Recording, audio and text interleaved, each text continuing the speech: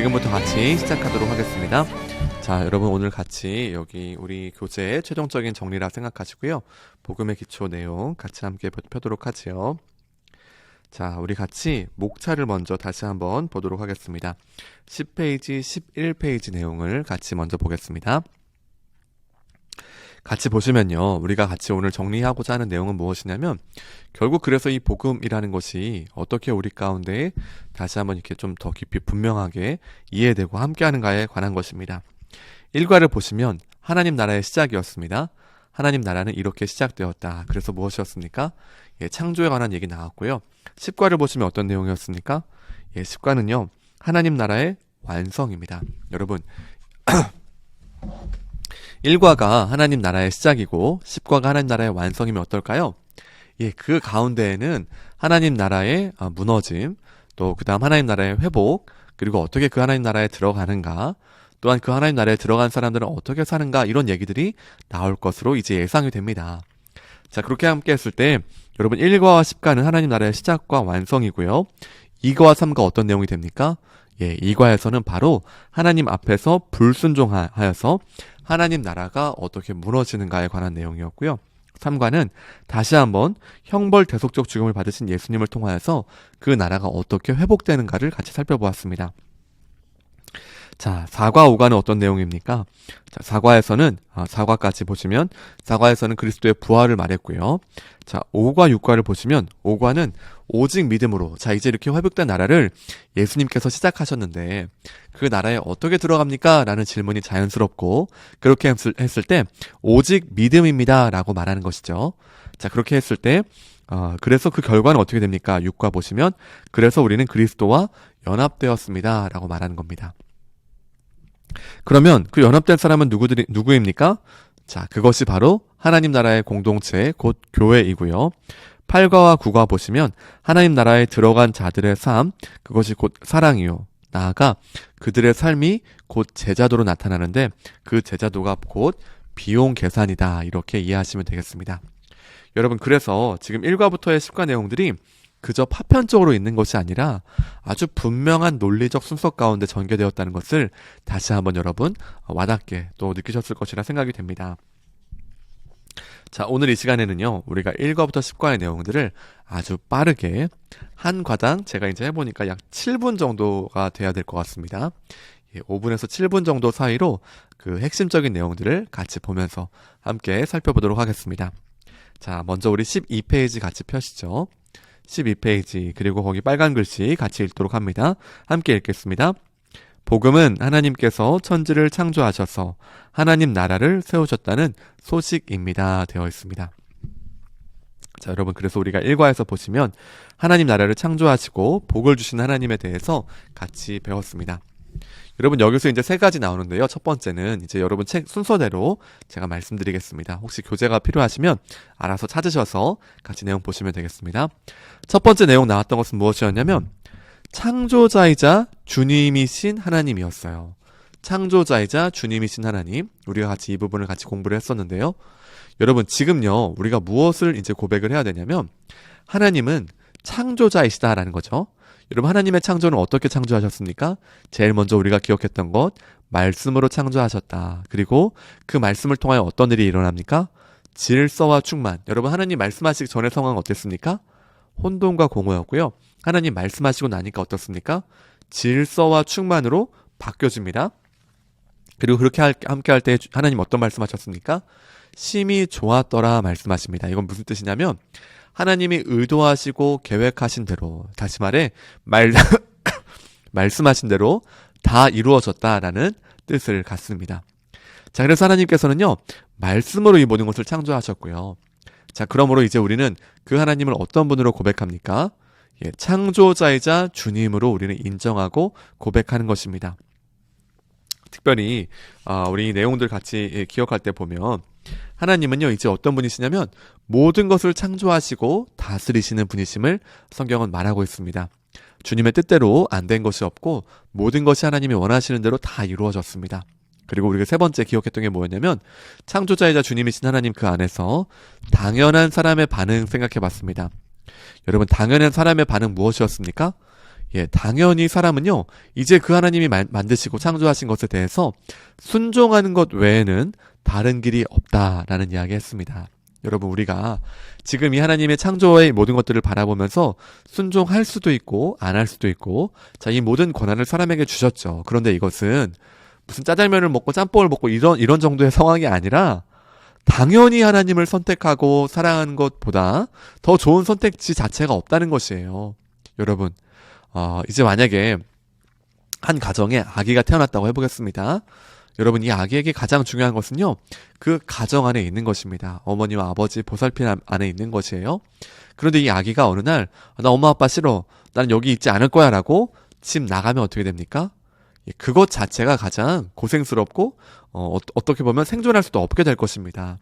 무엇을 의미하냐면, 창조자이자 주님이신 그 하나님께서 모든 것을 창조하시고 만드시고 앞서가신다는 것은 그 안에 있을 때의 가장 평안함과 만족함을 누리게 되어 있고, 그 안에 있을 때에만 우리의 인생은 가장 가치가 있고요, 그 안에 있을 때에만 과정도 목적도 다 주님의 뜻대로 인도함을 받게 된다는 것입니다.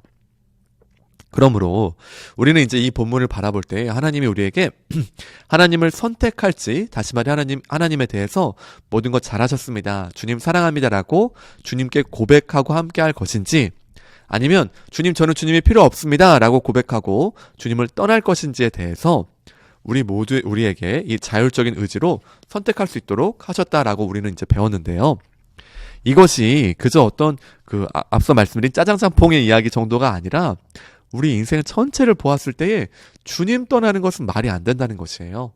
주님을 사랑하고 주님을 선택하고 주님이 나의 주님이십니다라고 고백하는 것은 너무나 당연한 사람의 반응입니다. 자, 그리고 두 번째, 이제 각각 제가 소제목은 하나씩 읽어드립니다. 하나님 나라에 복을 주신 하나님 같이 배웠습니다.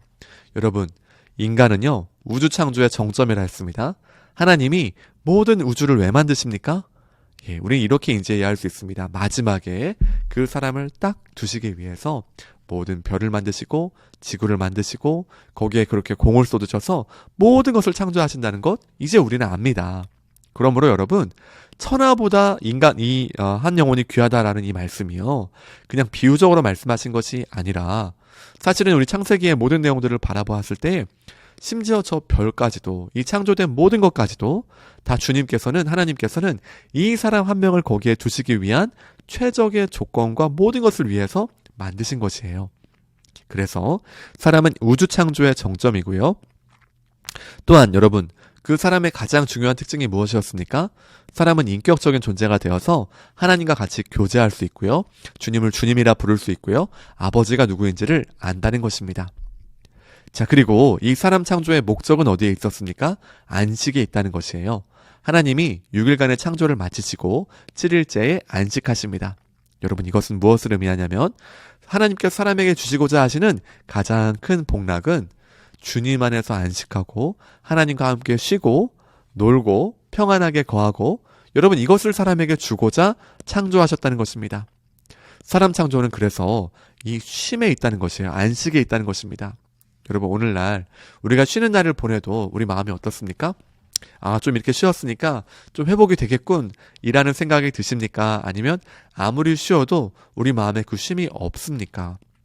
저는요, 몸만 쉰다고 해서 쉬는 게 아니구나라는 것을 많이 느낍니다. 왜? 공휴일을 지나고 나면요, 그 다음 날에 더 힘들어요. 그 전날에 좀 쉬고 나니까 무언가 몸이 회복되고 피로도 풀리는 것이 아니라, 많은 경우 제가 보니까요, 오히려 더 힘들고 더 괴롭고 지치는 경우들을 참 많이 보게 됩니다. 여러분, 그래서 우리는 이제 무엇을 기억해야 되냐면요, 하나님께서는 사람을 창조하시고 우주 창조의 정점에 두셨을 뿐만 아니라 이 사람에게 안식을 주고자 하셨다. 그리고 나아가 하나님과의 그 놀라운 교제 가운데에서 하나님을 알고 하나님이 얼마나 나를 사랑하시는지를 알면서 놀랍게 행복하고 그 평안과 안식을 누리는 삶으로 인간을 부르셨다는 것입니다. 자, 그래서 어떻게 됩니까? 바로 여기가 하나님 나라다 얘기했습니다. 여러분, 위에는 하나님이 계시고요, 옆에는 사랑하는 사람이 있고요, 온갖 과일들 어떻습니까? 예, 모든 것이 비타민도 풍성하고 먹어도 비만 안 걸리고 다 온갖 좋은 것들이 거기에 다 들어있습니다. 무엇을 의미하냐면 여기가 곧 하나님 나라로 주님이 창조하신 것입니다. 특별히 여러분, 이때 가장 중요한 것이 무엇이었습니까? 세 번째입니다. 순종을 원하시는 하나님입니다. 여러분, 하나님은요, 이 모든 것을 행하시면서 딱 한 가지 인간에게 바라시는데 그건 뭐냐면 순종이었습니다.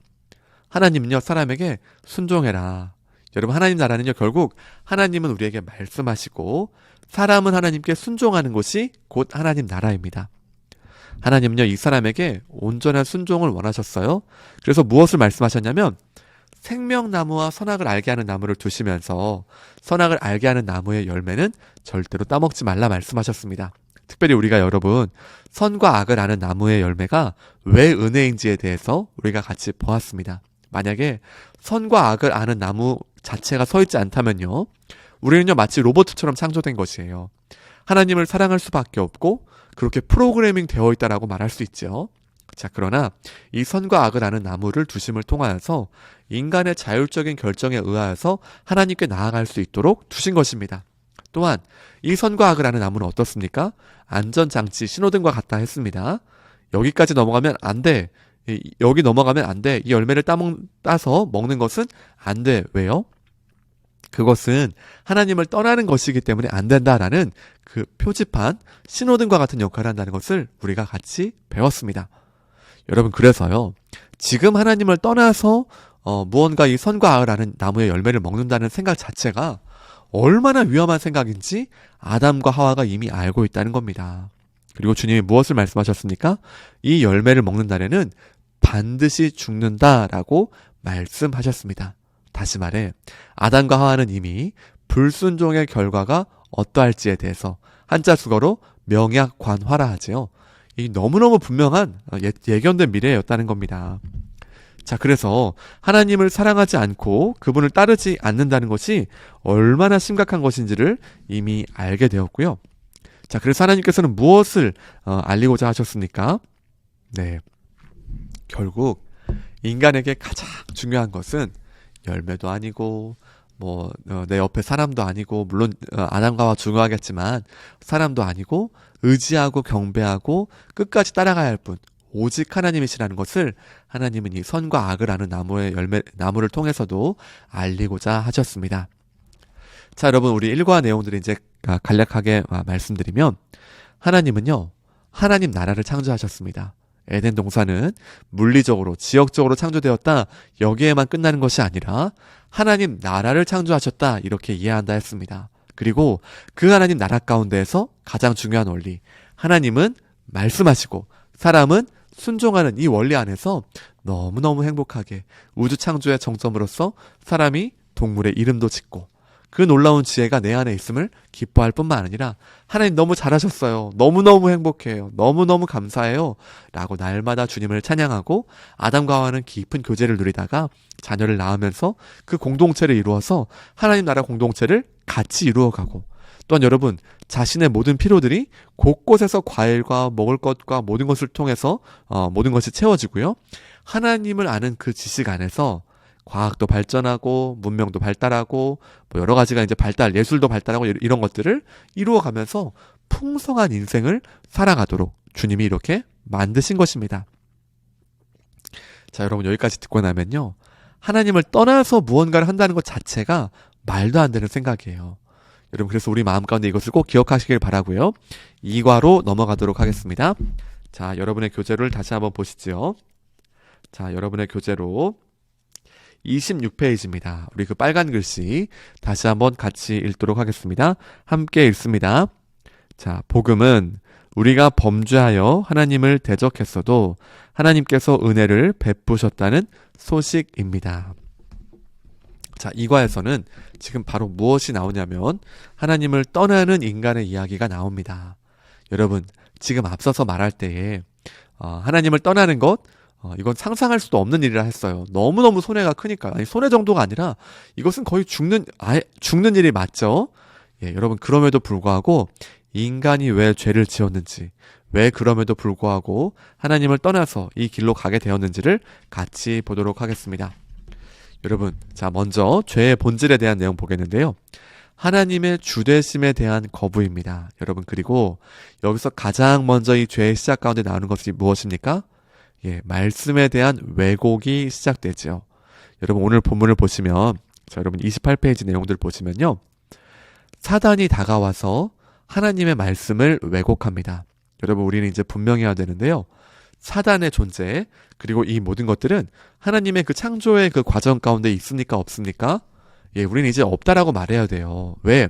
하나님께서 창조하신 이 세상은 너무너무 완벽하고 흠잡을 데 없고 온전했고, 그래서 주님이 뭐라 말씀하셨습니까?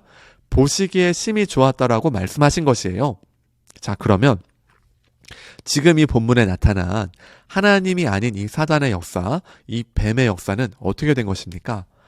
하나님이 창조하신 그 아담과 하와가 있는 이 피조 세계 가운데 있는 것이 아니라 밖에서, 외부에서 들어왔다는 것이에요.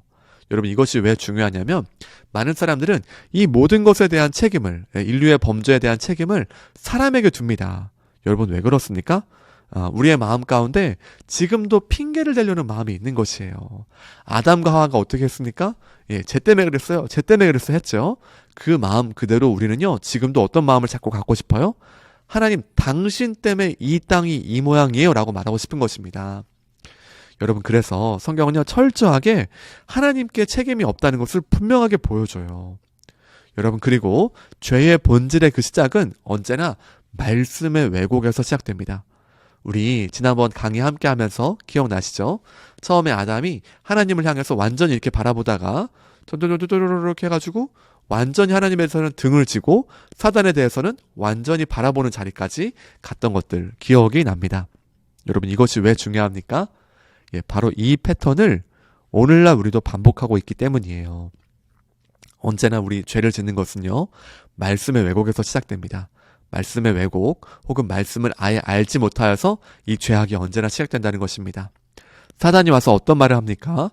하나님은 분명히 반드시 죽는다라고 말씀하셨어요. 다른 말이 없습니다. 죽을 수도 있고 죽지 않을 수도 있고 죽을 듯 말 듯 이렇게 말씀하지 않으셨어요. 분명하고 명확하게 반드시 죽는다 말씀하셨습니다. 사단이 어떻게까지 말해야 됩니까? 죽을까 하노라 하는 그 인간을 꽉 잡아서 어떻게 한다 했습니까? 결코 죽지 아니하리라 라고 말합니다. 완전히 반대되는 얘기인데, 여러분, 어떻게 아담과 하와가, 특별히 하와가 하나님을 완전히 버리고 이 자리까지 갈 수 있습니까? 처음부터 열매 먹어 이렇게 했으면 아예 듣지 않았을 것이에요. 그런데 이 사단이 그 사람의 필요와 어떤 이 여러 가지를 잘 보면서 그 하와의 마음 가운데에서 아주 교묘하게 들어오는 것들 보았습니다. 하나님이 참으로 너희에게 이 동산나무의 모든 열매를 먹지 말라 하시더냐라는 질문 자체가 무엇이라 했습니까? 독소 질문이라 했어요. 거기에 온갖 독이 함유된 껍데기만 번지르르한 그런 것을 지금 먹이고 있는 것입니다. 바이러스를 주입하고 있는 것이에요. 자, 여러분, 그때 하와가 어떻게 했습니까? 그 말씀을 잘 받아들이고 나니까 그때부터 하나님이 치사하게 보이는 것이에요. 하나님이 다 주시지 않았구나라는 생각이 드는 거예요. 이 열매를 먹어야지만 완성되겠구나라는 그 착각을 하게 되는 것입니다. 그리고 그 본질은 무엇입니까? 우리 스스로 하나님이 되고 싶어 하는 것입니다. 선과 악을 아는 나무 열매를 주신 것이 왜 우리에게 은혜냐면, 이 나무를 바라보면서 맞다, 내 위에 하나님 계시지? 나는 피조물이지. 나는 너무너무 위대하고. 여러분, 사람이 또한 어떤 행위를 합니까? 사람은요, 창조해요. 무언가를 새롭게 만든단 말이죠. 곡을 새롭게 만들기도 하고,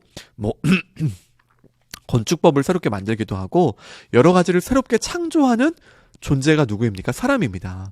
여러분, 그러니까 사람은요, 착각합니다. 내가 창조주야. 내가 제일 높아.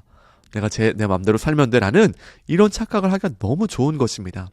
여러분, 그래서 사람은요, 늘 그 선과 악을 아는 나무의 열매를 바라보면서, 맞아, 내 위에 하나님 있지? 저건 신호등과 같아. 빨간불 지켜야지. 딱 정확히 말하는 것이고 생각하는 것입니다. 자, 그런데 이 사단이 와서 어떻게 하냐면, 죄의 본질, 즉 하나님과 같이 될 수 있다는 생각을 교묘하게 넣어줍니다. 자, 그리고 그 마음이 있어요, 없어요? 사람 안에 감추었던 이 마음들이 새록새록 올라가게 되고, 더 나아가 이 열매를 먹어야지만 하나님이 숨겨놓은 제일 좋은 그 세계에 들어갈 수 있게 된다 생각하고요. 가장 강력한 동기, 나도 이제 하나님처럼 되어서 밝은 눈으로 한번 인생 좀 내 마음대로 살아보겠다라는 하나님의 주되심을 거부하고 자신이 주인이요 창조주가 되려는 그 위험한 마음을 품습니다.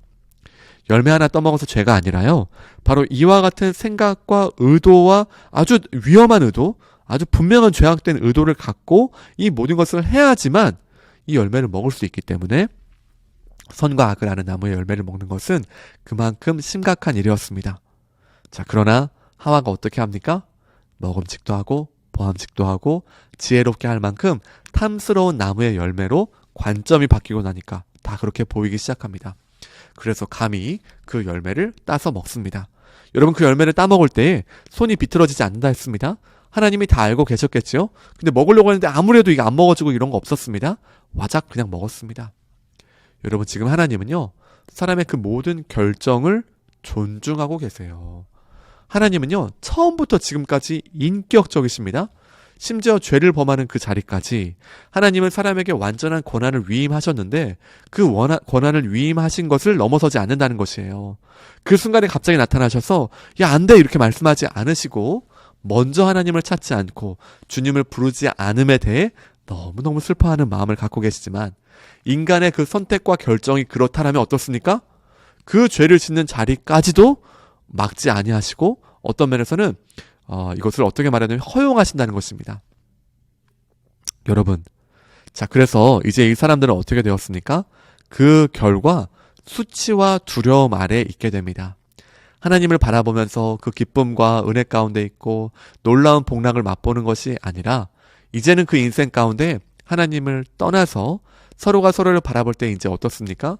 비로소 그 서로 가운데 부끄러움을 느낍니다. 그리고 수치를 보게 되죠.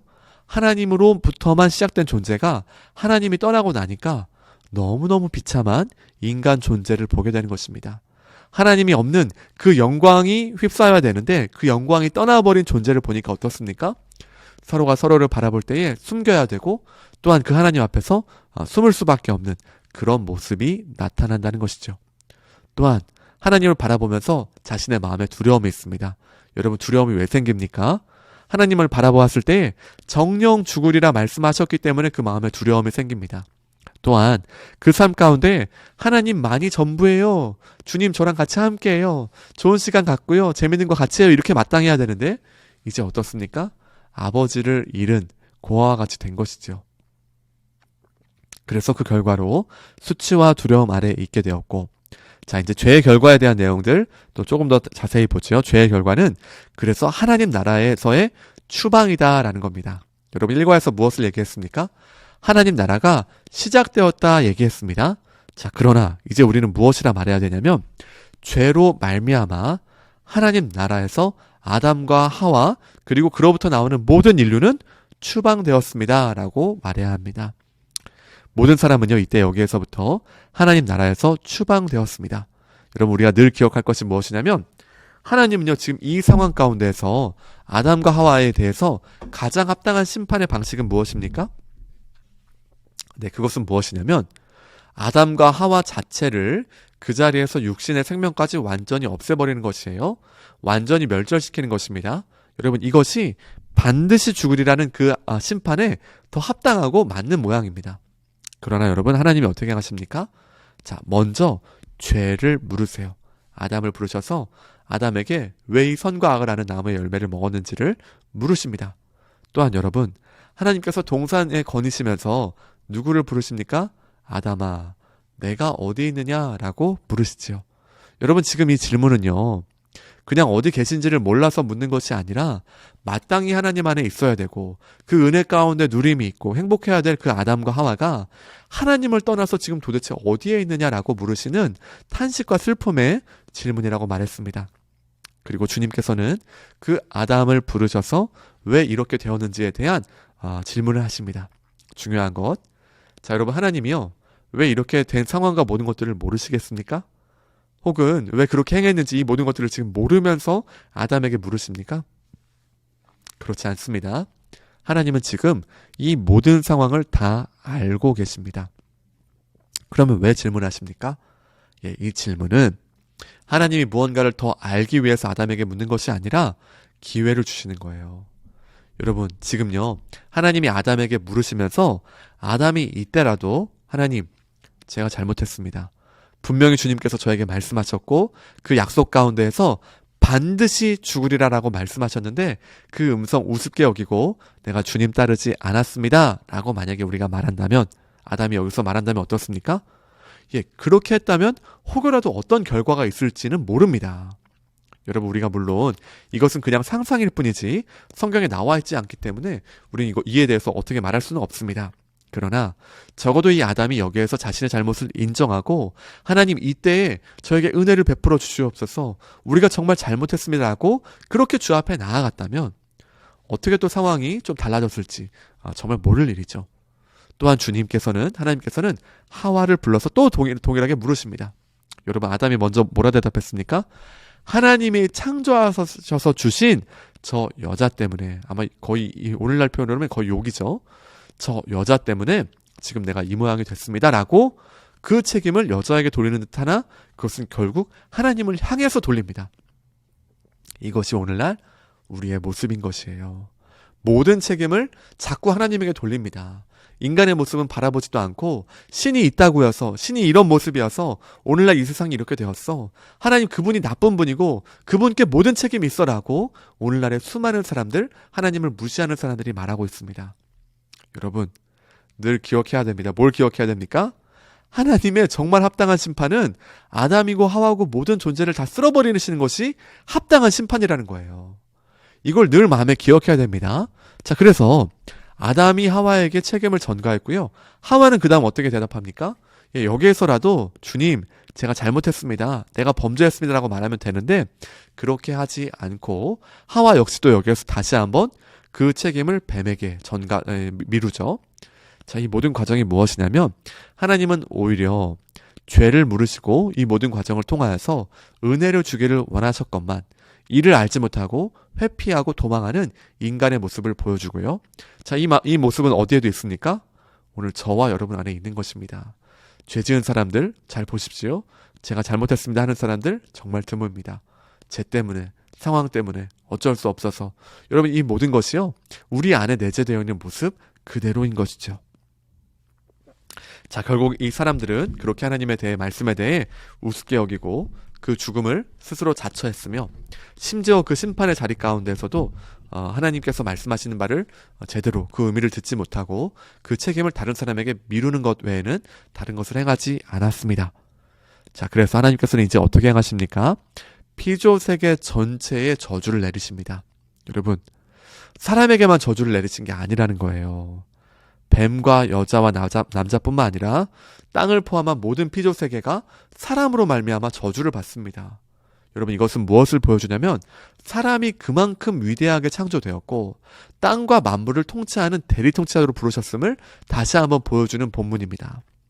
자, 그런데 여기서 우리가 좀 기억할 것은 무엇이냐면 피조세계가 아주 충격적인 범죄를, 그 저주를 받게 되는데, 그런데 우리가 기억할 것은 그냥 저주만 있는 인생이 되지 않았다는 것이에요. 여러분, 우리가 그때 무엇을 얘기했습니까? 예, 동일하게 여자는요, 임신을 하고 아기를 낳게 됩니다. 여러분, 남자는 또 어떤 말씀을 하셨습니까? 자, 평생에 수고하여야 그 소산을 먹는다. 여러분, 이 소산을 아무리 해도 못 먹는다 했습니까? 굶어 죽는다 하셨습니까? 아닙니다. 일하고 노동의 그 대가로 이것을 먹게 될 것이다. 그러나 땀을 흘려야 되고 엉겅퀴가 있을 것이다 말씀하셨죠. 여러분, 또한 땅은 어떻습니까? 이 땅은 이제 저주를 받아서 가시덤불과 엉겅퀴를 내는데, 그래서 온갖 열매가 전혀 안 자랍니까? 또한 땅에 있는 모든 이 자연들이 그냥 그 순간에 다 없어져 버리고 전혀 인간이 살 수 없는 다른 행성의 어떤 모습들, 그런 것처럼 완전히 변했습니까? 그렇지 않습니다. 여러분, 이 본문은 지금 무엇을 보여주고 있냐면요, 이 심판 가운데에서도 하나님은 우리를 생각하셔서 놀랍게 우리를 도우시고 불쌍히 여기시고 기억하시는 모습을 보여주고 있습니다. 하나님은 변함없이 이 가운데에서도 사람들을 생각하셔서 피조세계 가운데 저주를 내리시지만 동일하게 이들로 하여금 하나님을 바라보고 하나님을 끝까지 기억할 수 있도록 또 하나의 축복들 남겨주신다는 것이에요. 자, 그래서 여러분, 이 모든 것에 대해서 하나님은 심판하시는 과정 중에서도 또한 모든 것을 그저 저주로만 끝나는 것이 아니라 이들을 기억하셔서 심판 중에도 은혜를 베푸셨다라는 것 꼭 기억해야겠습니다. 자, 그리고 34페이지 3번인데요. 여러분, 에덴 동산으로 상징되는 창조세계의 주가 되려 했던 아담과 하와는 그래서 어떻게 되었습니까? 예, 아담과 하와는요, 결국 하나님과의 관계가 단절되었다라고 말해야 합니다. 여러분, 똑같은 얘기죠? 하나님 나라에서 추방받았다. 그것은 곧 하나님과의 관계가 단절되었다. 이 의미를 갖습니다. 아담과 하와는요, 이제 하나님과의 관계가 단절되었고, 여러분, 성경은 언제나 죽음을 말할 때에 육신의 죽음을 더 우선순위로 말하지 않습니다. 하나님과 관계 단절된 것 자체가 죽음이에요. 여러분, 그러므로 주님께서 말씀하신 너가 이 열매를 먹는 날에는 반드시 죽으리라는 말씀, 그 즉시 성취됐습니까? 안 됐습니까? 성취된 것이에요. 하나님과의 관계가 단절되어서 죽음의 자리에 가게 된 것이고요. 자, 그리고 이 가운데에서 이제 인간에게는 더 이상 소망이 없고 그 죄 가운데 비참하게 살다가 괴로움 가운데 죽는 존재로 완전히 전락해버렸습니다. 자, 세 번째 은혜 보겠습니다. 은혜 하나님의 구원 약속 35페이지인데요. 여러분, 지금요 하나님께서 이렇게 심판하시는 이 과정 가운데에서 3장 15절에 너무 특이한 말씀이 나온다 했습니다. 여러분, 3장 15절 같이 너무 중요한 본문이니까요. 한번 읽을까요? 35페이지 같이 읽습니다. 시작. 내가 너로 여자와 원수가 되게 하고 내 후손도 여자의 후손과 원수가 되게 하리니 여자의 후손은 내 머리를 상하게 할 것이요 너는 그의 발꿈치를 상하게 할 것이니라 하시고. 여러분, 지금 3장 15절은 무엇을 말하고 있냐면 지금 그 심판의 과정 가운데서 하나님이 베푸시는 약속과 은혜를 보여줍니다.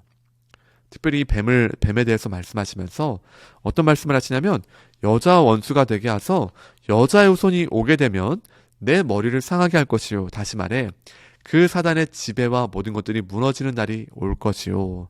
그리고 이 모든 날이 이루어질 때에 그때에 하나님 나라가 다시금 회복될 것을 이미 여기에서 하나님께서 말씀하고 계십니다. 자, 그래서 여러분 3장 15절은 우리가 어떻게 표현한다 했습니까? 원시복음이다 라고 얘기한다 했습니다. 자, 그 이후에 나타나는 모든 구약 성경의 예언들, 신약 성경의 예언들, 그리고 모든 이야기들의 초점은 다 어디에 있습니까? 바로 이 3장 15절이 가장 처음에 예언이요. 우리를 향하신 말씀이기 때문에 여기에서 모든 것이 시작되는 것입니다. 이스라엘에 대한 말씀들, 또 돌아오라는 말씀들, 모든 것들, 바로 이 3장 15절의 내용을 기반으로 하여서 그 은혜로 베푸시는 모든 이야기들이 성경에 나오는 것이죠. 자, 그래서 여러분, 하나님은요, 그 심판 가운데서도 놀라운 약속을 주시고 놀라운 은혜시죠. 자, 그리고 두 번째로 하와의 이름이 어떻게 된다 했습니까? 그 이름의 뜻이 생명으로 지어집니다.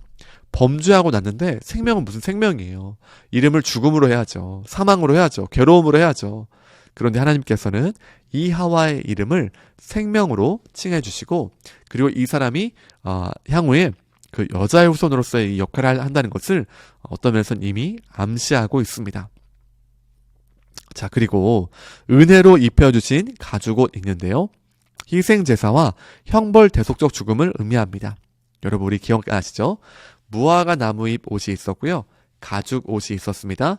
자, 무화과 나무잎 옷은 어떻습니까? 예, 무화과 나무잎 옷은요, 사람의 모든 노력을 상징한다 했습니다. 여러분, 아담과 하와가 벌거벗은 게 부끄럽지 않았어요. 왜 그럴까요?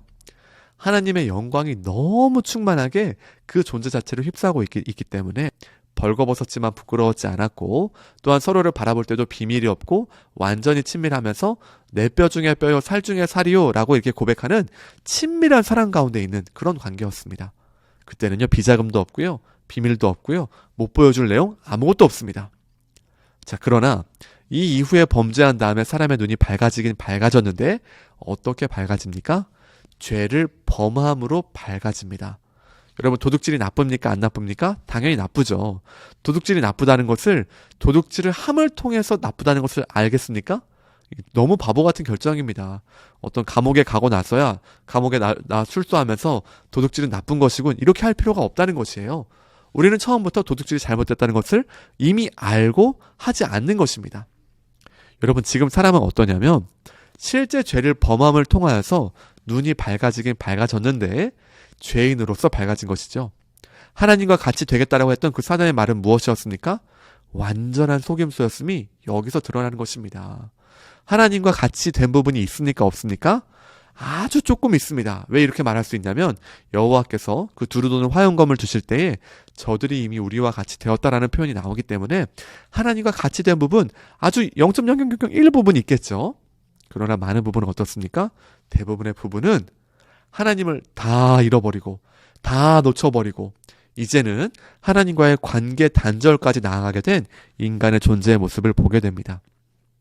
자, 그래서 이 무화과 나무잎 옷은 그렇게 헐벗고 주님이 없음으로 인하여서 무너져 있는 이 인간의 모습들을 보여주는 것이요. 무화과 나무잎 옷은 언젠가 바스러지기 마련이지요. 사람의 노력으로 만든 이 무화과 나무잎 옷으로는 인간의 수치와 죄의 무게를 감당할 수 없는 것입니다. 아무리 가리고 아무리 숨기려 해봐도 인간은 이제 죄인이고 어떻게 해도 이를 해결할 수가 없는 것입니다.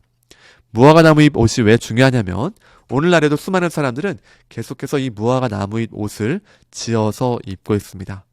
수많은 쾌락들, 또 어떤 성취들, 심지어 어떤 봉사들, 심지어는 어떤 종교들까지도 다 무화과 나무잎 범주에 들어갑니다. 왜 이렇게 말할 수 있냐면 여러분, 오늘날에 최대치의 어떤 이 무화과 나무잎 옷이라는 것이 종교라고 할 수 있는데요.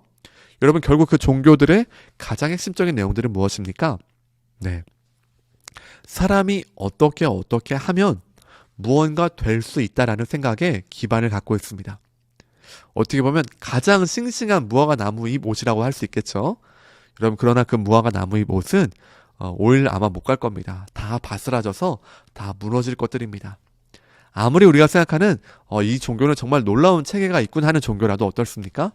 예, 그 안에는 우리가 무언가 노력하고 무언가 고행 끝에 얻어낼 수 있는 무언가를 제시합니다. 여러분, 하나님이 이 땅에 찾아오시는 종교, 다시 말해 그 신이 이 땅에 찾아오는 그런 종교는요, 그 다른 종교에는 아예 없는 컨셉이 없습니다. 컨셉이라 했는데 아예 그런 생각조차 못합니다. 왜요? 기본적으로 사람들은요, 무화과 나무잎 옷을 짓는 것을 이 아담과 마찬가지로 똑같은 방식으로 생각하는 바가 바로 우리 마음에 있기 때문이에요. 자, 여러분, 그래서 이 무화과 나무잎 옷은 어떤 면에서는 아무런 역할을 못한다라는 것을 기억하시길 바라고, 그러면 이제 주님이 무엇을 행하셨습니까? 7절과 21절에 보시면 21절에 보시면 주님이 이제 가죽옷을 지어서 입히십니다. 이게 어떤 의미를 갖는다 했습니까? 네, 이제 이 가죽옷을 지어 입히신다는 것은 정말 하나님을 떠나고 주님을 우습게 여기고 범죄했지만 그러나 주님이 아주 결연한 의지를 보여주는 것이에요. 언젠가 이 가죽옷에 해당하는 이걸 이제 비유를 한다면 이 가죽옷에 해당하는 여자의 후손이 나타날 것인데 그때가 되면 너희의 수치와 너희의 부끄러움과 범죄와 모든 것들 다 해결할 것이다 라고 말씀하시는 것입니다. 보이는 복음인 것이에요. 자, 그리고 이 가죽옷은 어떤 의미를 갖습니까? 희생 제사죠. 누군가가 대신 죽은 것입니다. 특별히 여기서는 동물이 대신 죽었겠죠.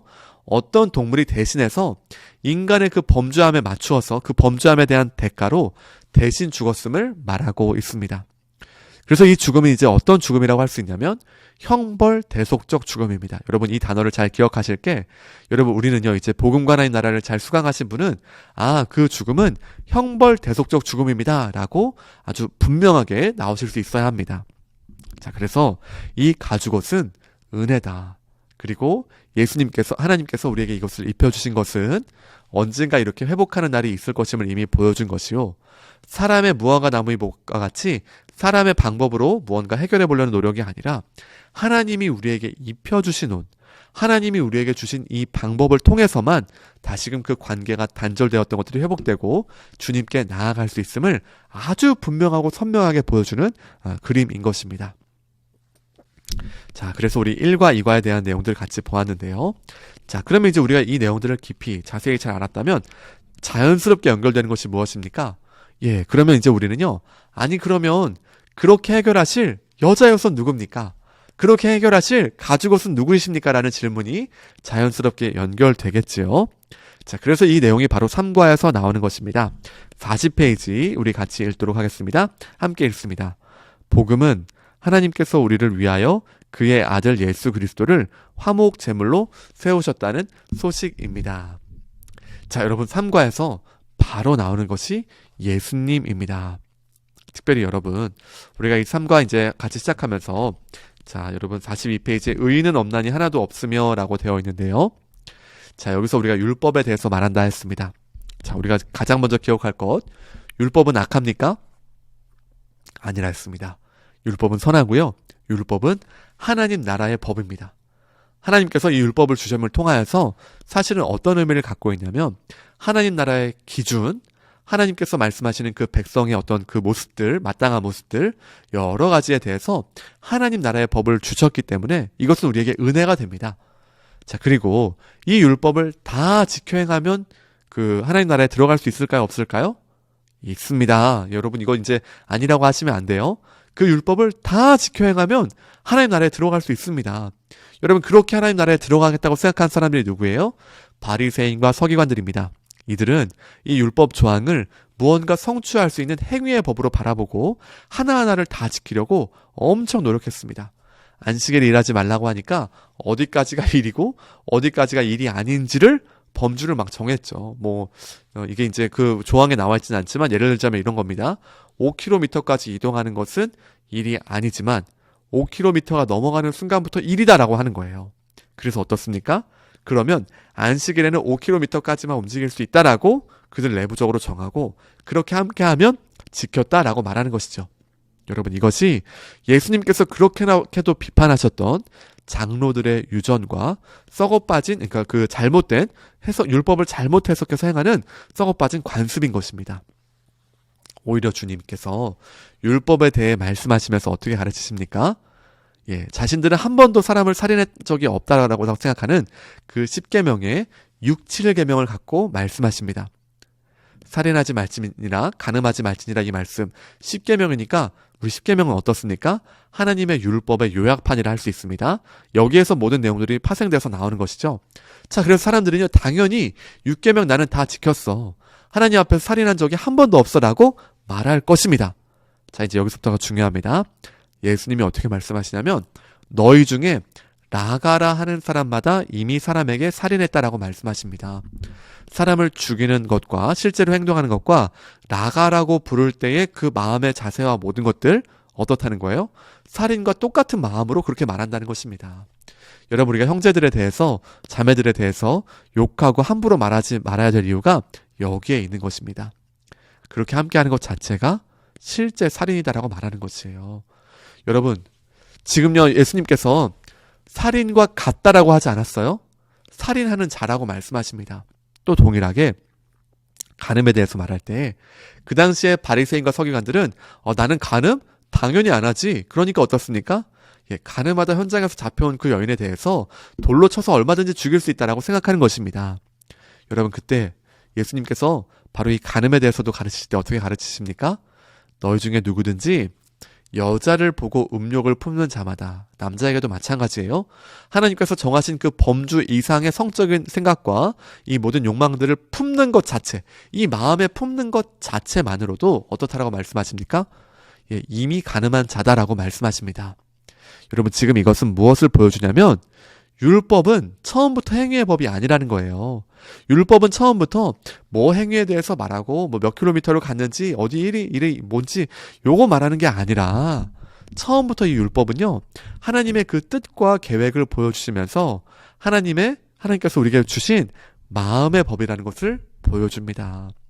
그 마음이 하나님을 사랑함으로써 이 율법의 모든 내용들을 이해하기 시작하면 결국은 이것이 행위에 중요한 초점이 있는 것이 아니라 그 마음의 동기와 방향성과 하나님을 주로 인정함과 보여주려고 하는 것이 아니라 그 말씀하신 바이기 때문에 순종하는 것인가 이런 여러 가지들이 다 담겨져 있는 것이 율법이라는 겁니다.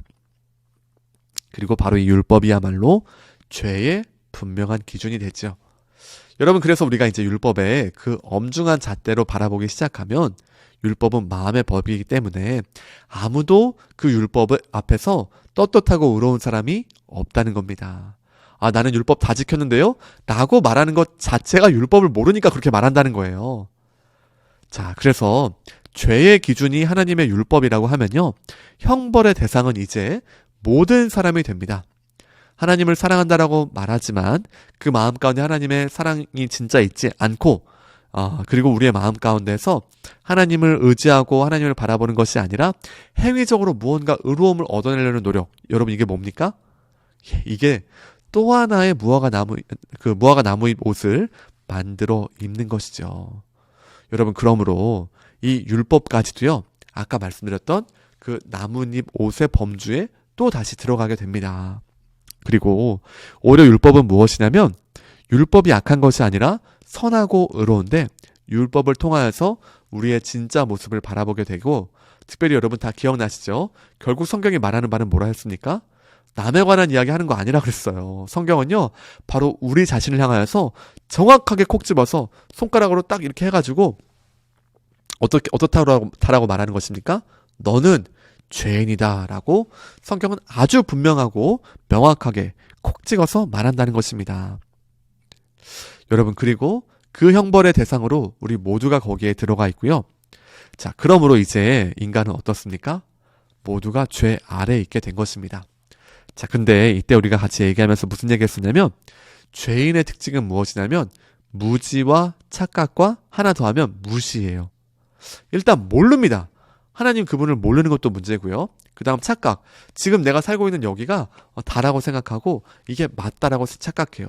아까 바리새인과 서기관들 어떻습니까? 착각하고 살고 있잖아요. 율법은 하나님의 말씀인데, 하나님의 법인데, 마음의 법인데, 마음의 법인 줄을 모르고 사람으로서 다 지킬 수 있다고 착각했습니다. 자, 또 한 가지는 무시입니다. 죄인의 가장 큰 특징은 이렇게 너는 죄인이다라고 말하지만 성경이 말하는 말을 우습게 여기고 귀담아 듣지 않고 애써 무시하고, 아무리 봐도 하나님이 살아계시고 모든 것이 이 창조주 되심이 분명함에도 불구하고 오늘날의 많은 사람들은 이를 무시하고 있는 것입니다. 성경은 그러므로 율법을 기준으로 할 때에 모든 사람을 하나님 앞에서 죄인으로 세웁니다. 누구도 율법 앞에서 나는 떳떳합니다, 나는 괜찮습니다 라고 말할 수가 없지요. 자, 그래서 이제 우리에게 무엇이 가장 중요합니까?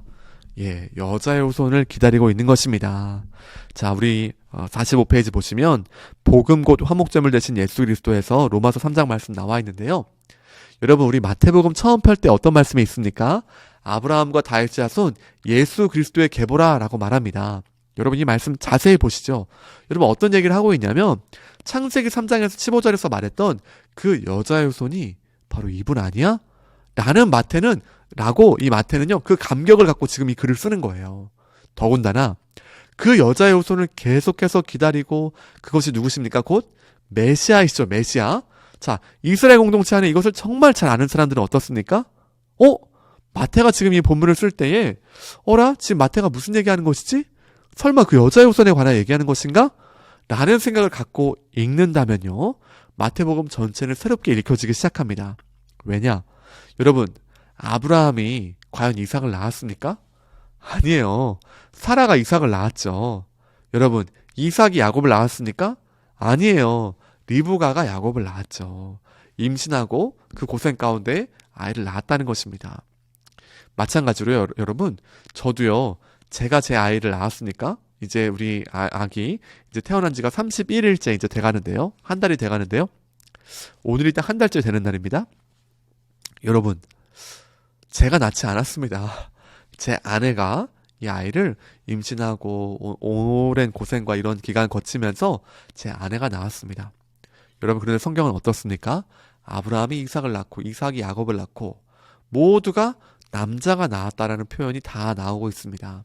이건 무엇을 보여주냐면요, 아담으로부터 시작된, 아담이 대표가 된 그 죄악된 인류 가운데, 그 역사 가운데에서는 어떤 사람도 이 죄악을 해결한 사람이 없고, 그리고 그 안에서 우리의 방법과 우리의 능력으로 만드는 무화과 나무잎 다 쓸모없고 해낼 수 없었다는 것을 보여줍니다. 여러분, 그러나 마지막 예수님이 탄생하는 그 시점에는 어떻게 되어 있습니까? 마리아에게서 그리스도가 나신다라고 말합니다. 여러분, 지금요, 마태는 무엇을 의도해서 분명히 쓰고 있냐면 여자의 후손으로 오시는 예수님을 말하는 것이에요. 특별히 예수님은 어떻게 이 땅에 오셨습니까? 예수님은 성령으로 잉태되어서 이 땅에 오셨어요. 다시 말해 예수님은요, 참 사람으로 오시기도 했지만 동시에 하나님으로부터 오신 분이심을 말하고 있습니다. 나아가 그분 자신이 곧 하나님이시죠.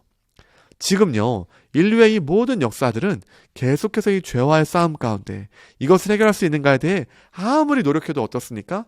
아담 이후로부터 예수님 오시기까지, 아니 예수님 오신 이후에도 계속해서 죄짓고 무너져가는 것이 오늘날의 세상입니다. 지금은요, 어떤 면에서 더 무섭고 범죄를 우습게 여기는 시대가 바로 오늘날의 상황이죠. 여러분, 그런데 예수님께서는 이 땅에 오셔서 하나님의 아들로서, 곧 하나님으로서 이 땅에 오심을 통하여서 무엇을 말하고 있냐면, 마태는 지금 야, 이분이 여자의 후손 아니야? 너희 한번 잘 봐봐. 이분, 이 마태복음 전체 내용 보면서 그분이 여자의 후손인지 아닌지 잘 검증해보고 살펴봐 라는 마음을 갖고 하나하나를 지금 엄청난 감격과 감동 중에 쓰고 있는 것입니다. 지금 오늘 우리가 읽었던 로마서 3장도 마찬가지죠. 바로 이분이 여인의 후손이시요, 나아가 우리의 죄를 사하시는, 여러분, 죄를 사한다는 것은 이제 우리는 어떻게 말하면 됩니까? 아까 하나님과의 관계 단절이 가장 큰 죽음의 의미다라고 말했습니다. 또한 인간으로서는 어떻게 해도 이 관계 단절을 회복할 수 없다 하였고요. 인간은 이제 이미 죄인 되어서 주님 앞에 나아갈 수 없는 존재임을 성경은 분명하게 말한다고 했습니다. 여러분, 그러면 이제 이 예수님께서는 무엇을 행하시냐면, 자, 인간에게는 가장 심각한 문제가 무엇이냐면 바로 하나님의 진노다라고 말했습니다. 하나님의 진노. 그분의 진노 앞에서 누구도 자유로울 수 없는 것이 인간의 가장 큰 문제인데요. 여러분, 하나님은 왜 진노하십니까? 앞서 말씀드린 것처럼 아담과 하와가 그 열매를 따먹고 그분을 대항했고 스스로 주님을 떠났기 때문에 그 죄에 대한 대가로서 그들은 마땅히 죽어야 되는 것이고, 그 진노가 날마다 부어지는 것이 오늘날 모든 인류의 모습이었다는 거예요. 여러분, 그런데 예수님께서 어떻게 행하시냐면 오셔서 죽으십니다. 그래서 어떻게 행하십니까? 반드시 죽으리라는 그 말씀대로 예수님이 대신 죽으셔서 화목제물 되시고 형벌 대속적 죽음을 하신다는 거예요. 형벌 대속적 죽음은 무엇입니까? 형벌. 그분이 대신 형벌 받으시고, 대속적 무엇입니까? 대신하여서 속죄하였다라는 의미를 갖습니다. 여러분, 그래서 이제 우리가 잘 이해가 됩니다. 예수님이 죽으시면서 마지막 외치신 그 음성이 무엇이었습니까? 나의 하나님, 나의 하나님, 어찌하여 나를 버리시나이까 울부짖으셨어요. 여러분, 그리고 그 자리는 어떤 자리였습니까? 하나님이 고개를 돌리시는 자리, 하나님이 외면하시고 하나님의 진노와 모든 저주가 쏟아부어지는 자리, 하나님의 모든 그 진노까지 다 쏟아부어지는 자리가 바로 그 십자가였습니다. 잘 생각해 보시죠. 오늘날 사람들은 하나님의 임재 없어도, 하나님과 함께함 없어도 그냥 평안하게 삽니다. 노아의 때 우리 이제 마지막 강의 들으시면서 보셨겠지만 하나님 없이 잘 먹고 잘 살고 결혼하고 장가가고 여러 가지 꿈꾸고 학교 다니고 여러 가지 다 한다는 것이에요. 여러분, 이것이요 얼마나 심각한지를 보여줍니다. 사람은요 이렇게 하면서도 이것이 얼마나 심각한지를 몰라요. 그 상황이 얼마나 위험한지를 몰라요. 그러나 예수님은 어떻습니까? 그 십자가 위에서의 시간들을 생각해 보시면 사실은 그렇게 오랜 시간은 아니었습니다. 그러나 어떻습니까? 예수님에게는 그 자리에서 하나님과의 관계가 단절된다는 것 자체가 어마어마한 고통이었습니다. 어마어마한 죽음으로 다가오셨죠. 여러분, 지금요 하나님과의 관계 단절이 얼마나 심각한데 사람들이 이조차도 모른 채 살아가는 것을 보여줍니다. 주님은요 바로 거기에서 대신 죽으셨고, 바로 거기에서 이 죽음을 친히 담당하심을 통하여서 어떠냐면 그 모든 죄에 대한 대가를 다 받으시고 하나님의 진노가 다 쏟아부어지시고, 여러분, 이 모든 것을 통하여서 하나님의 그 모든 진노를 해결하시는 그 역할을 하신 겁니다. 형벌 대속적 죽음이요 하나님의 진노가 해결되는 자리가 십자가였습니다. 여러분, 이제 우리는요 무엇을 해야 되냐면 뒤에서도 나오겠지만 이 모든 것 하나님이 행하신 것 맞습니다. 믿음으로 하나님께서 하셨습니다라고 고백하는 것 말고는요. 다른 길이 없어요. 다른 길이 없어요. 여러분 아까도 처음에 말했습니다. 하나님이 창조하신 다음에 아담에게 말씀하셨죠. 너가 정말 나를 사랑하는지 아닌지를 말씀으로는 하지 않으셨지만 선과 악을 아는 열매를 주신 것이 그분을 스스로 선택하는 것이라고 하였고 이것 외에는 다른 선택지 사실 없다 했습니다. 아무리 계산해보고 따져봐도 선과 악을 아는 열매를 먹는다는 것은 가장 바보 같은 결정이었어요. 마찬가지입니다. 지금요. 예수 그리스도께서 속량 또한 형벌 대속적 죽음 하나님의 진노를 해결하셔서 다시금 하나님께 나아갈 수 있는 길 다시금 그 하나님 나라로 들어갈 수 있는 길이 열렸어요. 여러분 그러면 인간의 마땅한 반응은 무엇입니까? 이렇게 팔짱을 낀 다음에 한번 예수님 믿어볼까? 선택해볼까? 이런 자세는 말도 안 된다는 것이에요. 주님의 인생에 무엇이 있습니까? 주님밖에 없습니다. 나 다 완전히 죽었고 주님 떠났는데 나 살려주셔서 감사합니다. 이제는 예수님만 바라봅니다. 라는 것 외에는 주님을 부인하고 주님을 떠나고 주님을 우습게 여긴다? 이 말도 안 되는 결정이라는 거예요. 정말 철저하게 계산할 수 있는 사람이라면요. 우리 국어에서 계산에 대해서 얘기를 했는데요. 자, 여러분 우리는 그래서 이제 믿음으로 나아가는 것 외에는 없고요. 특별히 자 이제 세 번째 그 내용 보시면요. 하나님의 공의와 사랑이신 예수 그리스도 되어 있습니다. 하나님은요. 이제 이 십자가를 통해서 무엇을 만족하시냐면 그 십자가가 하나님의 공의와 사랑을 완전히 이루는 자리가 됩니다. 여러분 아까 말씀드렸을 때에 처음에 아담과 하와가 범죄했을 때 싹 쓸어버리지 않으셨어요? 왜 그러셨습니까? 우리는 설명할 수가 없습니다. 사랑 외에는 설명할 수가 없어요.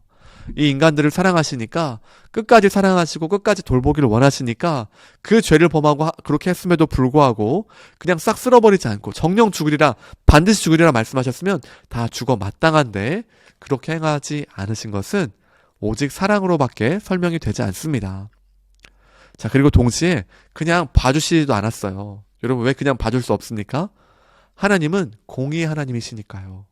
이번에 원 스트라이크야? 두 번 더 하면 3 스트라이크니까 그때 아웃될 거야 이렇게 말씀하지 않았어요.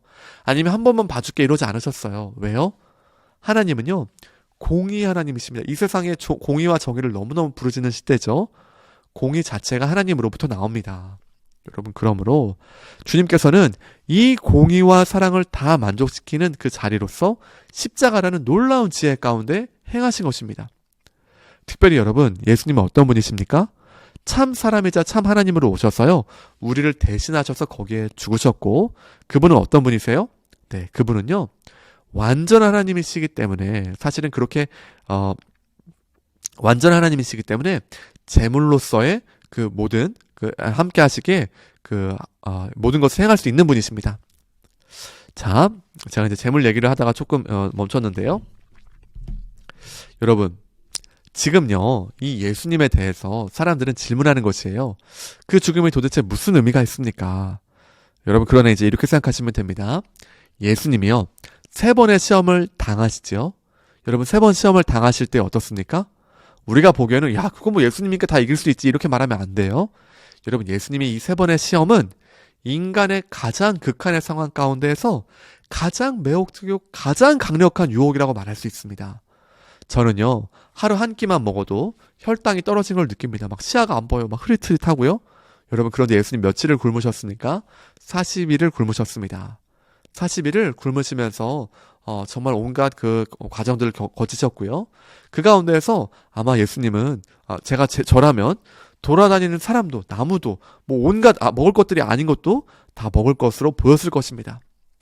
사람 머리를 바라보면서 만두가 생각나고 뭐 온갖 것들 이렇게 바라보면서 오렌지, 동그라미 오렌지, 뭐 네모나면은 뭐 과자 계속 이것만 생각났을 것입니다. 여러분 그런 이 예수님께 사단이 다가와서 돌로 떡을 만들어 여러분 이거요 잘 생각해 보시기 바랍니다. 예수님이 하실 수 있습니까? 없습니까? 얼마든지 하실 수 있다는 것이에요. 그런데 여러분 이것을 행하는 순간 어떻습니까? 예. 아담과 하와가 범했던 그 길을 그대로 가는 것입니다. 왜요? 사단의 말에 순종했으니까요. 여러분 사단은요. 지금 가장 매혹적인 것을 제시함을 통하여서 하나님의 말씀을 듣지 않고 사단의 말을 순종하는 사람으로서 예수님까지 지금 시험하는 것이에요. 여러분, 이 전략이 지금 창세기 3장에 나왔던 그 전략 그대로 하는 겁니다. 그리고 이 시험이 가장 극한의 난이도로 3번이나 있죠. 여러분, 이때에 예수님이 이제 어떻게 행하십니까? 성전에서 뭐 뛰어내려라 뭐 이런 말도 하고, 나에게 절해라 뭐 이런 말 하는데, 예수님이 가장 최종적으로 하신 것은 무엇이냐면 하나님의 말씀으로 승리하시고 사탄아 물러가라 라고 말씀하십니다.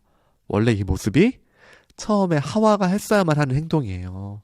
이 시험과 이 모든 것에 대해서 원래 이렇게 해야 되는 것이 정상입니다. 여러분, 그러나 사람은 그렇게 행하지 못했고요. 예수님은 더 극한의 난이도, 여러분, 사람은요 훨씬 나았어요. 왜?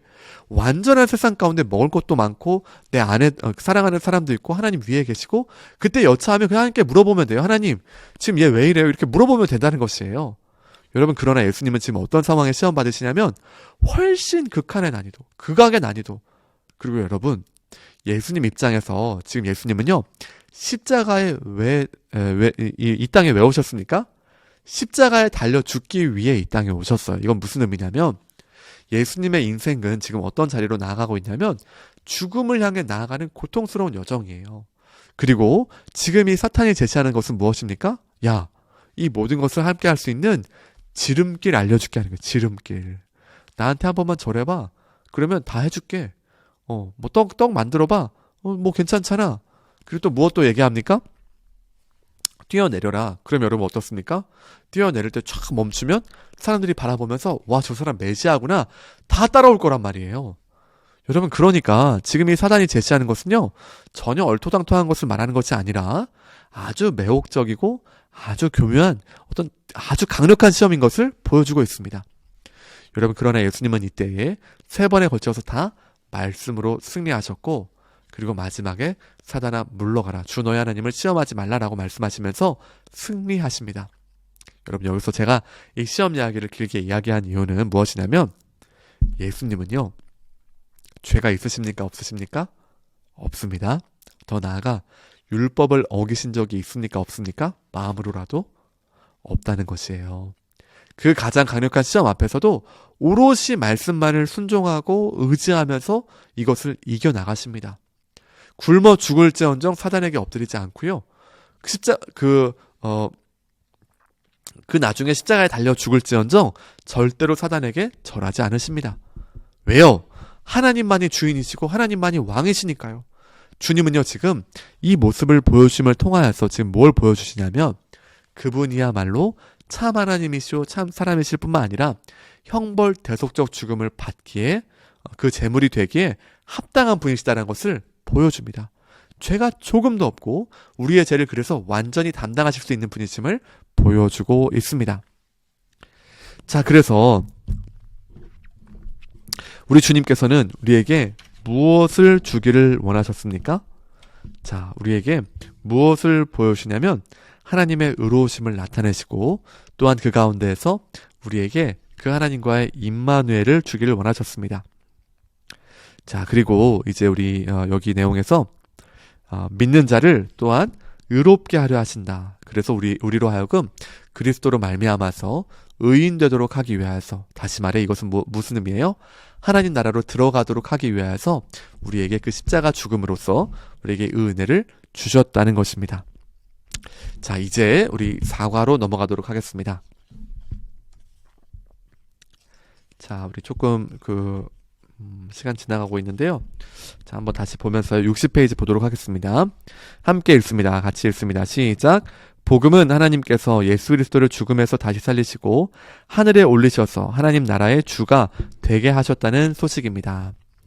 여러분, 1, 2, 3과가 중요합니다. 왜 중요하냐면 1, 2, 3과에서 단번에 창조, 타락, 구속의 이 기독교적 세계관, 또 이 복음의 그 핵심이 되는 뼈대를 완전히 다 보여주고 있어요. 자, 그리고 이제 4과는 무엇이냐면 하나님 나라의 주님이 되신 곧 부활과 승천에 관한 이야기를 같이 나누도록 하겠습니다. 첫 번째 보시면 부활하신 예수 그리스도입니다. 여러분, 부활의 의미가 무엇이라 했습니까? 자, 우리 2가지가 있다 했었죠. 첫 번째, 예수님의 칭의입니다. 예수님 그분이 의로우시고 그분의 죽음과 모든 것들 주님의 하나님의 그 인도하심과 모든 과정에서 이루어졌다는 것을 증명하여 보여준 것이 부활입니다. 또한 여러분, 우리도 의로움을 말합니다. 예수 그리스도의 의로우신 뿐만 아니라 이제 그분을 따라가고 그분을 왕으로 삼고 주님 내가 주님께 나아갑니다 라고 고백하는 그 한 사람 한 사람에 대해서 이제 하나님 바라보실 때에 너희도 의인이다 라고 말씀하시는 것이에요. 자, 그리고 이제 두 번째 또한 중요한데요. 우리는요, 이 부활을 바라볼 때에 명백한 역사적 사실로서 바라봅니다. 여러분, 성경이 참 위대한 책인 게 무엇이냐면 다른 경전들은요, 역사를 함부로 쓰지 않아요. 그냥 사상만 넣는다든지 뭐 어떤 느낌, 깨달음 이런 것만 넣을 것입니다. 그러나 성경은 어떻습니까? 잘 보시죠. 세상의 시작, 중간에 이스라엘, 아브라함 뭐 여러 가지 역사, 죄의 역사, 아브라함의 역사, 왕정 시대 다 들어갑니다. 예루살렘 멸망하고 뭐 또 복귀되고 여러 가지 또 다시 뭐 포로 귀환 뭐 이런 것들 다 들어갑니다. 역사를 기반으로 되어 있어요. 여러분, 예수님 오신 것도 어떻습니까? 우리는요, 이것을 더 이상 이제 소설로 바라보는 것이 아니라 역사적 분명한 사실로 바라본다는 것이에요. 여러분, 그리고 예수 그리스도께서 이 땅에 오심을 통해서 어떤 일이 일어납니까? 예, 그분께서 형벌 대속적 죽음을 죽으시고 그 다음 부활하셔서 승천하십니다. 자, 여러분, 그래서 지금 이 성경에서는 중요한 것이 부활도 역사의 한 부분으로 기록하고 있다는 것이에요. 어떤 감정과 느낌이 아니라 모든 사람이 인정하는 역사 있죠. 그 중에 가장 놀라운 사실로서 부활을 말하고 있습니다. 또한 이제 그렇게 가다가 어디까지 갑니까? 이 역사, 이 세상 역사의 끝은 무엇으로 끝납니까? 정말 곧 그리스도의 재림으로 끝납니다. 그것까지 말하는 책이 이 성경이란 책이에요. 놀랍죠? 여러분, 그러므로 지금 이 부활은요, 명백한 역사적 사실로서 쓰여져 있고요. 자, 그러면 신자에게 이제 부활은 어떤 의미를 갖습니까? 신자는요, 이제 부활의 소망을 갖는 사람입니다. 아, 예수 그리스도께서 진짜로 부활하셨구나. 그냥 뭐 어떤 느낌 뭐 이렇게 부활하셨어 이런 게 아니라 성경을 깊이 읽으면 읽을수록요, 우리는 무엇을 알게 되냐면 예수께서 부활하셨음이 얼마나 명백하고 분명한지를 알게 된다는 것입니다. 그래서 우리는 어떠냐면 부활의 소망을 갖게 되고요, 그리스도의 재림을 바라보게 됩니다. 그리고 신자에게 부활은 우리 인생을 오늘을 살아가는 가장 중요한 소망, 원동력이 되는 것이에요. 자, 두 번째 봅니다. 승천하셔서 주님이 되신 예수 그리스도 되어 있습니다. 여러분, 예수님은요, 하늘로 부활하신 이후에 하늘로 올려오십니다. 여러분, 그때까지도 많은 이스라엘 공동체의 그 수많은 사람들 어떤 생각했습니까? 특별히 아직까지도 야, 이제 예수님 부활하셨으니까 로마 한번 이겨버리시려나?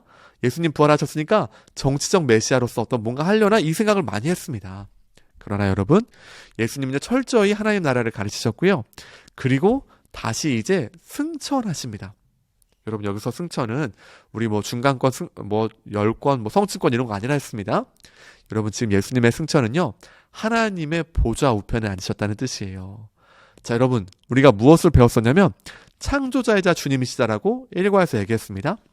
예수님은요, 원래 주인이셨고 이 땅에 계실 때도 주인이셨고 원래 계신 그 주님 대신 주인 되신 그 자리로 가신 것이죠.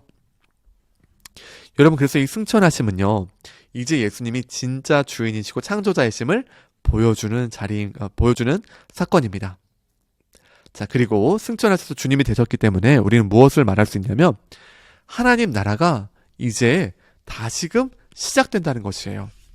여러분, 우리가 왜 이렇게 말할 수 있습니까? 자, 지금요, 예수님께서 이제 승천하셔서요, 그분이 만물과 모든 것에 대한 주님이 되시고 모든 것을 주관하시는 창조주가 되셔서 이제 이 완전히 무너졌던 이 하나님 나라가 인간의 범죄로 말미암아서 그리스도께서 죽으시고 부활하시고 승천하심을 통하여서 이제는 이 하나님 나라가 정말 완전히 새롭게 시작된다는 것을 보여주고 있는 것입니다. 자, 그리고 이때 가장 중요한 것이 무엇입니까? 네, 이때 가장 중요한 것이 또다시 순종입니다. 여러분, 하나님 나라는요, 하나님은 말씀하시고 사람은 순종하는 것이에요. 여러분, 사람이 순종할 수 있었습니까? 없었습니까? 예, 이제는 죄를 지어서요, 그 말씀 앞에 순종할 수가 없었지요. 여러분, 그러나 이제 승천하신 예수님께서는 죄로 인해 쫓겨났던 이 사람들에 대해서 주님을 왕으로 인정하고 주님이 주인 되신 삶을 살아가고 그 다스리심 아래서 순종하며 살아가기를 원하는 또한 그렇게 살아내는 사람들이 등장하는 것입니다. 여러분, 그래서 이제 하나님 나라에 들어간 사람들은요, 그래서 마땅히 순종으로만 살아야 한다는 것이에요. 자, 그럼 이제 우리 질문이 무엇입니까? 아니, 어떻게 순종합니까? 죄 지어서 못한다며요. 여러분, 그래서 이제 누구를 보내주십니까? 성령을 보내주십니다. 70페이지 보시면 성령님을 보내셔서 다스리시는 주 예수 그리스도 나와 있습니다. 예수님께서요, 성령을 보내주세요. 그래서 어떤 일이 일어납니까? 이제는요, 성령의 임함을 통하여서 각 사람 한 사람 한 사람이 예수님의 영과 연합하게 됩니다. 여러분, 이것은 더욱 놀라운 일이에요. 이제 예수께서 보내신 이 성령을 통하여서요, 성령이 인도하시는 대로 인생을 살아갈 수가 있을까요? 없을까요? 있다는 겁니다. 더 나아가 성령께서 우리 가운데 함께 하시고 그리스도와 연합한 존재이기 때문에 우리가 때때로 우리의 삶 가운데 죄를 짓기는 하지만 우리는 이미 신분이 어떻습니까? 의인 되었습니다. 주께서 우리를 대신하여 죽으시고 형벌 대속적 죽음 가운데 우리의 모든 받아야 될 하나님의 마땅한 진노를 다 받으시고 다 처리하시고, 이제 우리는 성령님과 동행하면서 그분의 인도하심을 따라 주님의 뜻이면 걸어가고 멈추면 멈추고, 여러분, 이와 같은 존재들이 이제 일어나기 시작하는 것입니다. 자연스럽게 이제 이것이 무엇으로 연결됩니까? 교회로 연결되는 것이죠. 그리고 성령님을 받고 또 함께하는 그것은 어떻게 됩니까? 그것이 바로 믿음과 회개였습니다. 베드로가 말했죠. 너희가 다 믿고 회개해라. 그리고 성령을 받으라라고 말합니다. 믿음과 회개 가운데 성령님이 함께 하시고요. 성령님은 그리고 그리스도의 삶 가운데 모든 자리에서 삶의 일상의 삶 가운데에서 날마다 인도하시고 가르치시고 도우시는 분이십니다. 여러분, 그래서 예수님이 이렇게 말씀하셨죠. 너희가 지금은 이해하지 못하지만 내가 하늘로 올리우는 것, 승천하는 것이 너에게 더 유익하다 말씀하십니다. 왜 그렇습니까? 이제는요, 그 성령이 각 사람에게 부어져서 성령님께서 우리를 이끄시는 인생이 시작된 것이에요. 자, 이에 대해서는 이제 6과 5, 6과에서 더 깊이 이야기해 보도록 하겠습니다. 5과 같이 보도록 합니다. 함께 5과 같이 읽겠습니다. 자, 74페이지입니다. 복음은 우리가 예수 그리스도를 믿을 때 모든 죄를 사하시고 이미 임한 하나님 나라 곧 천국에 들어가 복된 삶을 살게 하시겠다는 소식입니다. 되어 있습니다. 여러분, 믿음은요, 지금 이제 무엇이냐면 지금까지 얘기했던 이 모든 것들을 맞습니다라고 인정하는 것이에요. 그리고 그렇게 함께 할 때 어떻습니까? 의롭다함을 받게 되는 것입니다. 자, 우리요, 이제 그 1번 보시면 오직 믿음으로 들어가는 하나님 나라인데요. 여러분, 하나님 나라를 어떻게 들어간다 했습니까? 우리 두 가지를 했어요. 하나 뭡니까? 율법 다 지키면 됩니다. 자, 그런데 이거 인간이 할 수 있다 했습니까? 없다 했습니까? 애초부터 안 됩니다. 율법은 바라보면서 율법이 선하고 의로운 거 맞지만 율법의 기준으로 나를 바라보면서 나는 죄인임을 뼈저리게 느끼는 것입니다. 자, 그리고 이것을 다 지켜서 의롭다함을 얻을 수 없다 했고요. 그래서 이 믿음의 반대말이 우리는 뭐 불신앙 이런 거 얘기할 수 있는데 성경은 언제나 율법을 통하여서 의롭다함을 얻으려는 그 태도, 자세를 말합니다. 이게 뭡니까? 아까 말씀드린 것처럼 또 하나의 무화과 나무 잎이 옷이라는 거예요. 자, 그러면 우리는 어떻게 의로움을 얻을 수 있습니까? 그것은 하나님의 말씀 가운데 순종하는 것입니다. 그리고 그 순종의 가장 중요한 것은 무엇입니까? 그리스도를 믿는 것이죠. 율법의 행위로서는 도저히 의롭다함을 받을 수 없습니다. 여러분, 이거 다 인정하시죠? 이것이 그래서 세례 문답 가운데 항상 나오는 것입니다. 율법으로서는 제가 절대로 그 의롭다함을 받을 수 없기 때문에 예수님을 믿습니다라고 말하는데, 예수님을 믿는다라고 말할 때 그 믿음의 중요한 핵심 요소 무엇이었습니까? 그리스도의 사역과 인격이었습니다. 예수 그리스도가 누구이신지, 그리고 그분께서 어떤 일을 행하셨는지를 우리는 믿는다 했어요. 그 내용의 수많은 내용이 무엇입니까? 그 내용의 합천적인 내용이 지금 여러분이 같이 배우고 있는 복음과 하나님 나라의 이 복음의 이 개요, 이 대강, 이 전체의 내용들을 믿는다는 것입니다. 여기서 이 대강이라는 것은요, 가장 큰 줄기를 말한다는 겁니다. 대강 이런 뜻이 아니에요. 자, 여러분, 그래서 믿는다는 것은 그리스도의 사역과 인격이고요. 80페이지 봅니다. 믿음은 분명한 지식에 근거한 신뢰다라고 말했습니다. 여러분 교재로는요, 믿음의 3요소 이제 나와 있는 83페이지 보도록 합니다. 지식 동의 신뢰가 중요하다 했어요. 특별히 여러분, 나이아가라 폭포를 왔다 갔다 했던 사람 기억나시죠? 여러분 그 사람의 이야기를 보는 것처럼 정말 믿는다는 것은 그냥 이 밑에서 박수치고 구경꾼? 이 믿음 아니라 했습니다. 여러분 그리스도를 믿는다는 것은요, 사실 진짜 말도 안 되는 얘기예요. 여러분 우리가요, 그리스도를 믿는다라고 말할 때 이 믿음은 살아서도 주님을 믿고요, 죽음의 그 자리에 갔을 때에도 어떻습니까? 예수 그리스도를 믿는 믿음으로요, 모든 사람이 그렇게 두려워하는 그 죽음의 자리 가운데에서도 주님 믿음으로 담대하게 그 죽음의 길을, 그 터널을 통과한다라고 우리는 믿는 거예요. 여러분 그렇게 생각하면요, 지금 우리가 말하는 이 믿음이 얼마나 비상적이고 얼마나 가볍게 논의되고 있는가를 우리는 다시 한번 돌아봐야 합니다. 그리고 여러분, 지금 이 믿음에서 가장 중요한 내용, 지식, 동의, 신뢰. 그래서 우리는 분명하게 알아야 되고요, 그리고 그 내용, 복음의 내용들, 지금 우리가 배우고 있는 것들 잘 알아야 되고, 그냥 뭐 맞습니다라는 정도를 넘어서서 여기에 우리의 인생 전체를 걸고 여기에 완전히 엎드리고 이 말씀에 우리의 생명과 모든 것을 걸고 나아가는 사람이 누구입니까? 그것이 저와 여러분인 것입니다. 자, 이제 거기에서 이제 우리가 무엇을 얘기했었냐면, 참된 믿음은 반드시 열매를 맺는다 얘기했습니다. 82페이지 3번 보시면요, 야고보서 이야기 나오고 있죠. 여러분 여기에서 보면요, 야고보가 어떤 말 하냐면, 사람이 믿음이 있다라고 하면서 어떻게 이 행위와 삶이 없겠느냐라고 말합니다. 많은 사람들은 야고보서를 바라보면서, 야, 야고보서는 너무 행위 구원적인 측면, 그러니까 잘못된 것이죠. 행위 구원은 이와 같은 것을 강조하는 것만 같아 라고 말할 정도로 행위에 대한 초점이 많습니다. 여러분 그러나 잘 이해하십시오. 단 한 번도 그냥 믿음 없는 행위를 말한 적이 없어요. 그리스도를 믿는다면 그에 합당한 열매는 당연히 있는 것입니다. 여러분 우리가 콩을 심었는데 거기서 막 팥이 납니까? 콩을 심었는데 막 사과가 열립니까? 그렇지 않죠. 그 콩을 심었으면 반드시 콩이 열매를 맺습니다. 마찬가지로 믿음이 우리 안에 분명히 있다면 그 믿음은 반드시 열매를 맺게 되어 있고요, 열매로서 증명이 되고 열매로 아는 것입니다. 아, 그 안에 믿음이 있었군 이라는 것을 열매로 안다는 것이에요. 자, 그래서 이 믿음은 지식, 동의, 신뢰다 얘기했었고요. 84페이지 참된 믿음의 증거인 회개 같이 보겠습니다. 우리 여기서 무엇을 배웠었습니까? 삭개오 이야기 했었죠. 삭개오 다 기억나십니까? 삭개오가 예수님을 따른다라고 말하면서 주님을 만나고 나서 어떤 행동을 합니까? 자신이 벌었던 것에 대해서 속인 게 있으면 내가 쫄로 갚겠으며 이렇게 말합니다. 여러분 이거 보면서요, 야, 삭개오는 참 많이 돈 벌었군 이 생각 든다고 제가 얘기했었습니다. 여러분 삭개오는요, 지금 어떠냐면 손해볼 수 있는 것까지 다 감수해요. 그 이전까지는 어땠습니까? 돈으로 사는 인생이었습니다. 돈만 있으면 돼.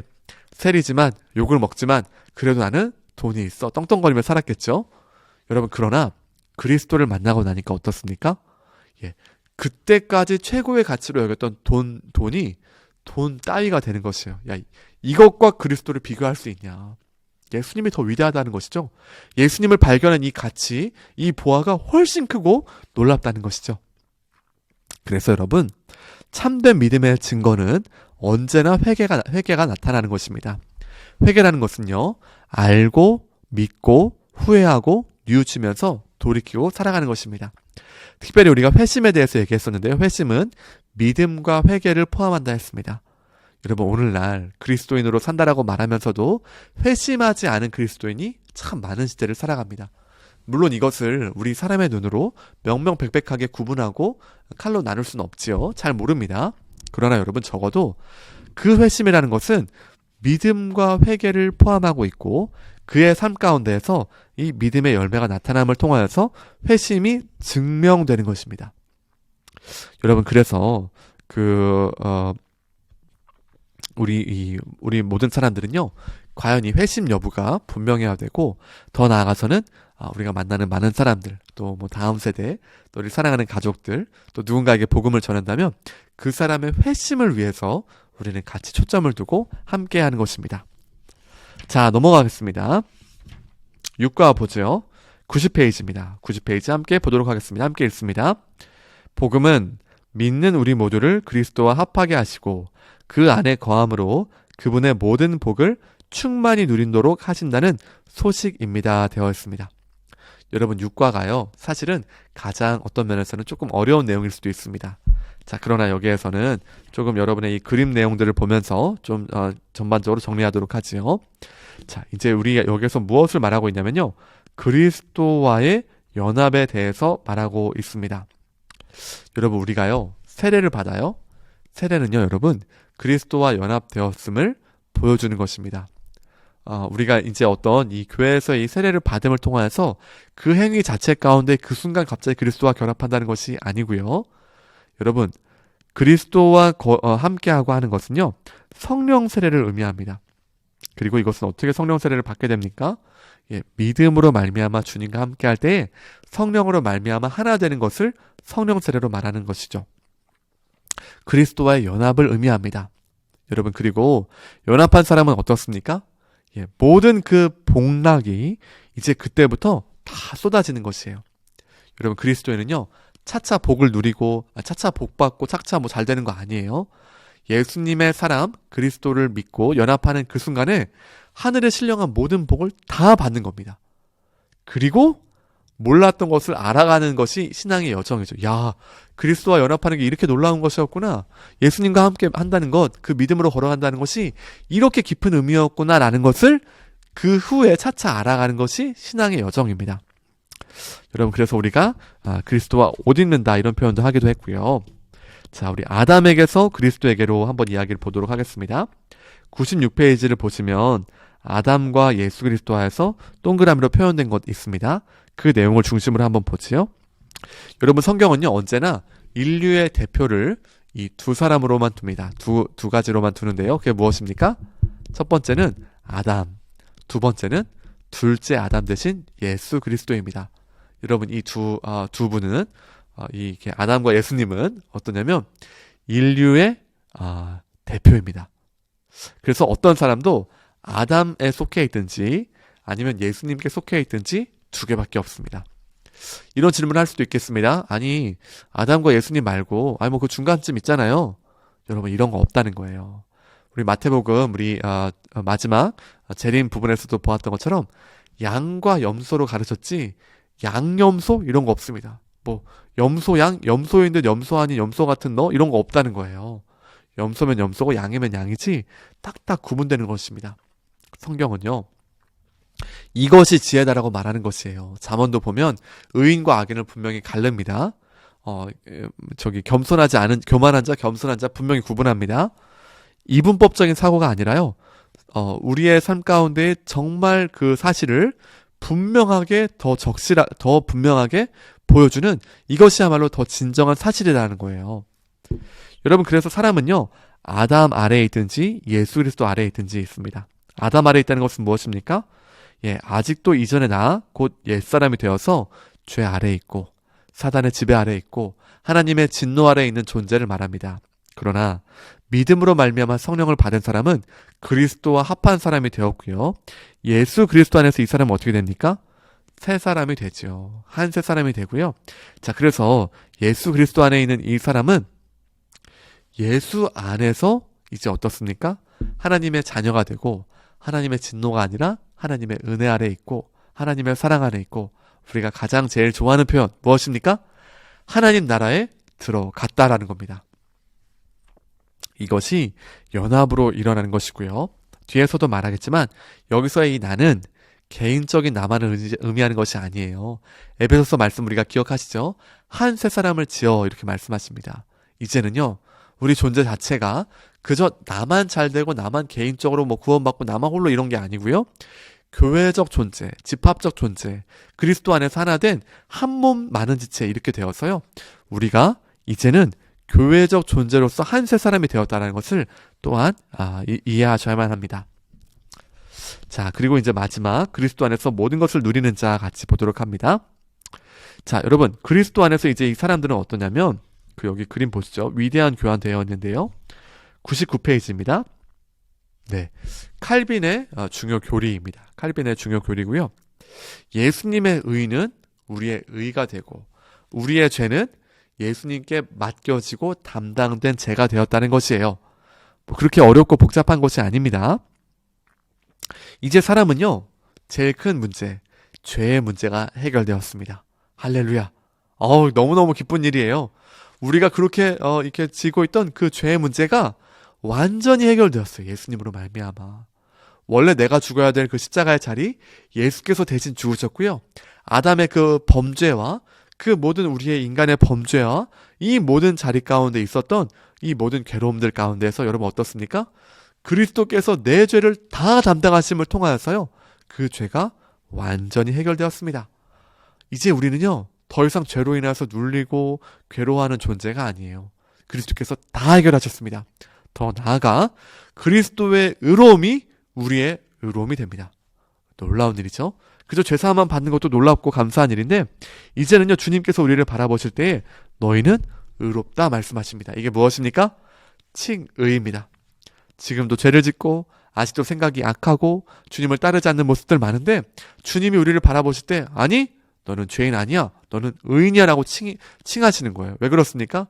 그리스도로 옷 입었고 그리스도로 연합하였고 나 혼자 존재하는 것이 아니라 그리스도와 연합된 존재로서 우리가 되었기 때문에 이제는 우리는 주님 보시기에 의로운 사람이 되는 것입니다.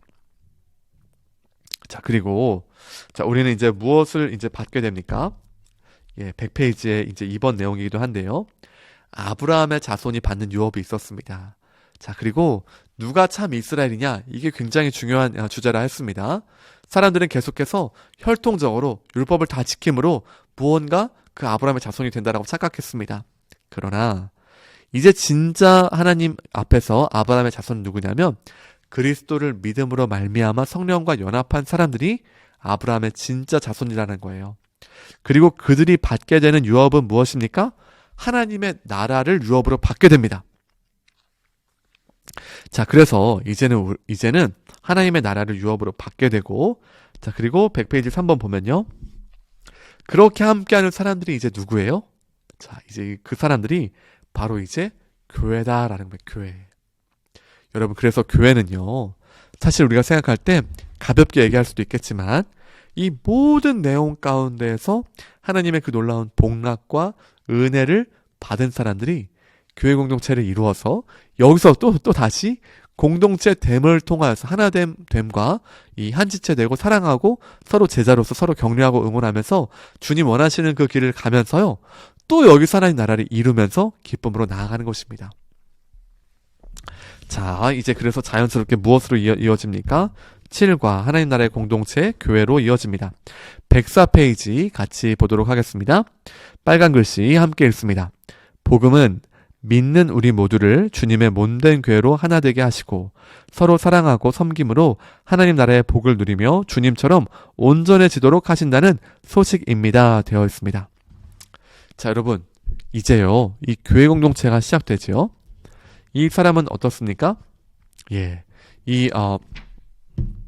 교회 공동체는 어떻습니까? 이 이전까지 없었던 혁명적인 공동체를 했습니다. 그 이전까지는 자기 자신을 사랑하는 것을 넘어서지 못해요. 그러나 교회는 어떤 공동체가 된다는 것이에요? 자기 자신을 넘어섭니다. 그리고 함께 사랑하고 함께 하게 되는 모습들이 나타나는 것이죠. 자, 여러분, 이 교회 공동체를 보면서 우리 하나님 나라의 새로운 백성인 교회에 되어 있고요. 에베소서 말씀을 보면서 우리 좀 살펴보도록 하겠습니다. 자, 여러분, 지금요, 이 에베소서 말씀은 무엇을 말하고 있냐면 유대인과 비유대인 간에 얼마나 큰 반목과 또 어떤 그 서로 미워함과 지금도 전쟁이 있죠. 이와 같은 모습들이 유대인과 비유대인 사이에 있었던 모습이었습니다. 자, 그러나 이들이 어떻게 됩니까? 이들이요, 서로 사랑하는 한 세 사람이 되었다라고 말해요. 그리고 그 가운데에서 이제는 십자가로 말미암아 완전히 연합함을 말하고 있습니다. 특별히 여러분 107페이지에 보시면 한 세 사람, 한 몸, 동일한 시민, 하나님의 권속, 이 모든 것들을 말하면서 어떻습니까? 그리스도가 머리가 되시고 우리는 몸이 되어서 주님의 뜻대로 나아가는 바로 이 교회 공동체가 시작되었음을 말하고 있습니다. 자, 그리고 이제 예수 그리스도를 따라가는 이 모든 한 사람 한 사람들은 마땅히 주님께 순종함을 통하여서 이 교회 공동체를 같이 세워가는 것이죠. 여러분, 이제 110페이지 같이 보도록 하겠습니다. 한 몸 많은 지체. 이제 우리는 이 내용들 다 이해하고 알 수 있습니다. 이제 이 교회 공동체는 어떠냐면 한 몸 많은 지체라고 할 수 있습니다. 여러분, 늘 얘기하지만 새끼손가락 여러분 소중합니까? 안 소중합니까? 소중하다 했습니다. 소중하지 않은 사람 자르라고 그랬습니다. 제가 소중합니다. 손톱도 소중하죠. 마찬가지예요, 여러분. 우리는요, 이제 서로 한 몸 많은 지체가 되어서 그리스도가 머리 되시고 함께하는 모든 사랑하는 지체가 되어서 하나님이 원하시는 그 뜻을 이루어가고 특별히 각 사람에게 무엇을 주셨습니까? 모두에게 은사를 주셨어요. 그래서 그 은사를 활용하고 함께함 가운데에서 서로를 돕고 자신의 존재의 의미를 발견하고 마치 아담이 그 땅 가운데에서 이름을 짓고 또 주께서 주신 그 지혜 가운데에서 서로 사랑하고 함께했던 것처럼 사람은요, 이제 여기에서 하나님께서 주신 그 은사 가운데에서 교회 공동체를 잘 세워가고 하나님의 뜻을 누리면서 함께 살아가는 그 공동체가 시작된 것입니다. 자, 그래서 이제 이 교회의 모습이고요. 114페이지를 보면요. 하나님 나라를 드러내는 교회에 되어 있습니다. 최초의 교회의 모습 보여주는데요. 자, 이때 우리 중요한 것이 무엇이었습니까? 사도의 가르침을 받는 것이 시작이었습니다. 이 사람들이요, 말씀을 배우기 시작했어요. 말씀의 의미를 깨닫기 시작했어요. 그들의 삶이 바뀌고요. 방향이 바뀌고요. 가난한 사람이 없었고 누구도 내 것이라 말하는 사람 없다 했습니다. 여러분, 지금요, 하나님 나라에 대해서 잘 배우고 이해하고 실제로 임하였다는 것을 알게 되면서요, 이 사람들이 이제는 하나님 나라를 그 땅 가운데 보여주는 삶을 시작합니다. 사실 그 당시에 로마 인구 또 그 당시의 인구로 생각했을 때 기독교인의 그 퍼센트가 거의 1%가 되지 않았다고 해요. 자, 여러분, 그러나 그 당시에 있었던 사람들은 이 사람들의 짠 소금, 진짜 그 짠맛을 봅니다. 야, 이 사람들은 진짜 사랑하는구나. 와, 이 사람들은 서로 혈연도 없고 서로 뭐 아무런 연관되는 것도 없는데 서로의 필요가 있으니까 막 나눠주는 거예요. 여러분, 이게 됩니까? 교회 외에는 안 됩니다. 그리고 더 많은 사람, 돈을 많이 갖고 있는 사람, 여러분, 사실 이 소유를 나눠주시는 게 굉장히 어렵죠. 많이 갖고 있는 사람이 저 사람의 필요와 아픔과 눈물을 바라보면서 이거 내 거 아니고 당신 쓰시오. 그리고 이것은 처음부터 내 것이 아니라 주께서 맡기신 것이오 라고 함께하는 것을 보면서 그 당시에 있던 모든 사람들이 야, 이 사람들 진짜 남다르구나.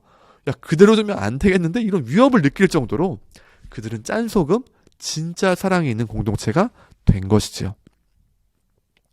여러분, 이들의 삶에 이렇게 될 수 있었던 이유가 무엇입니까?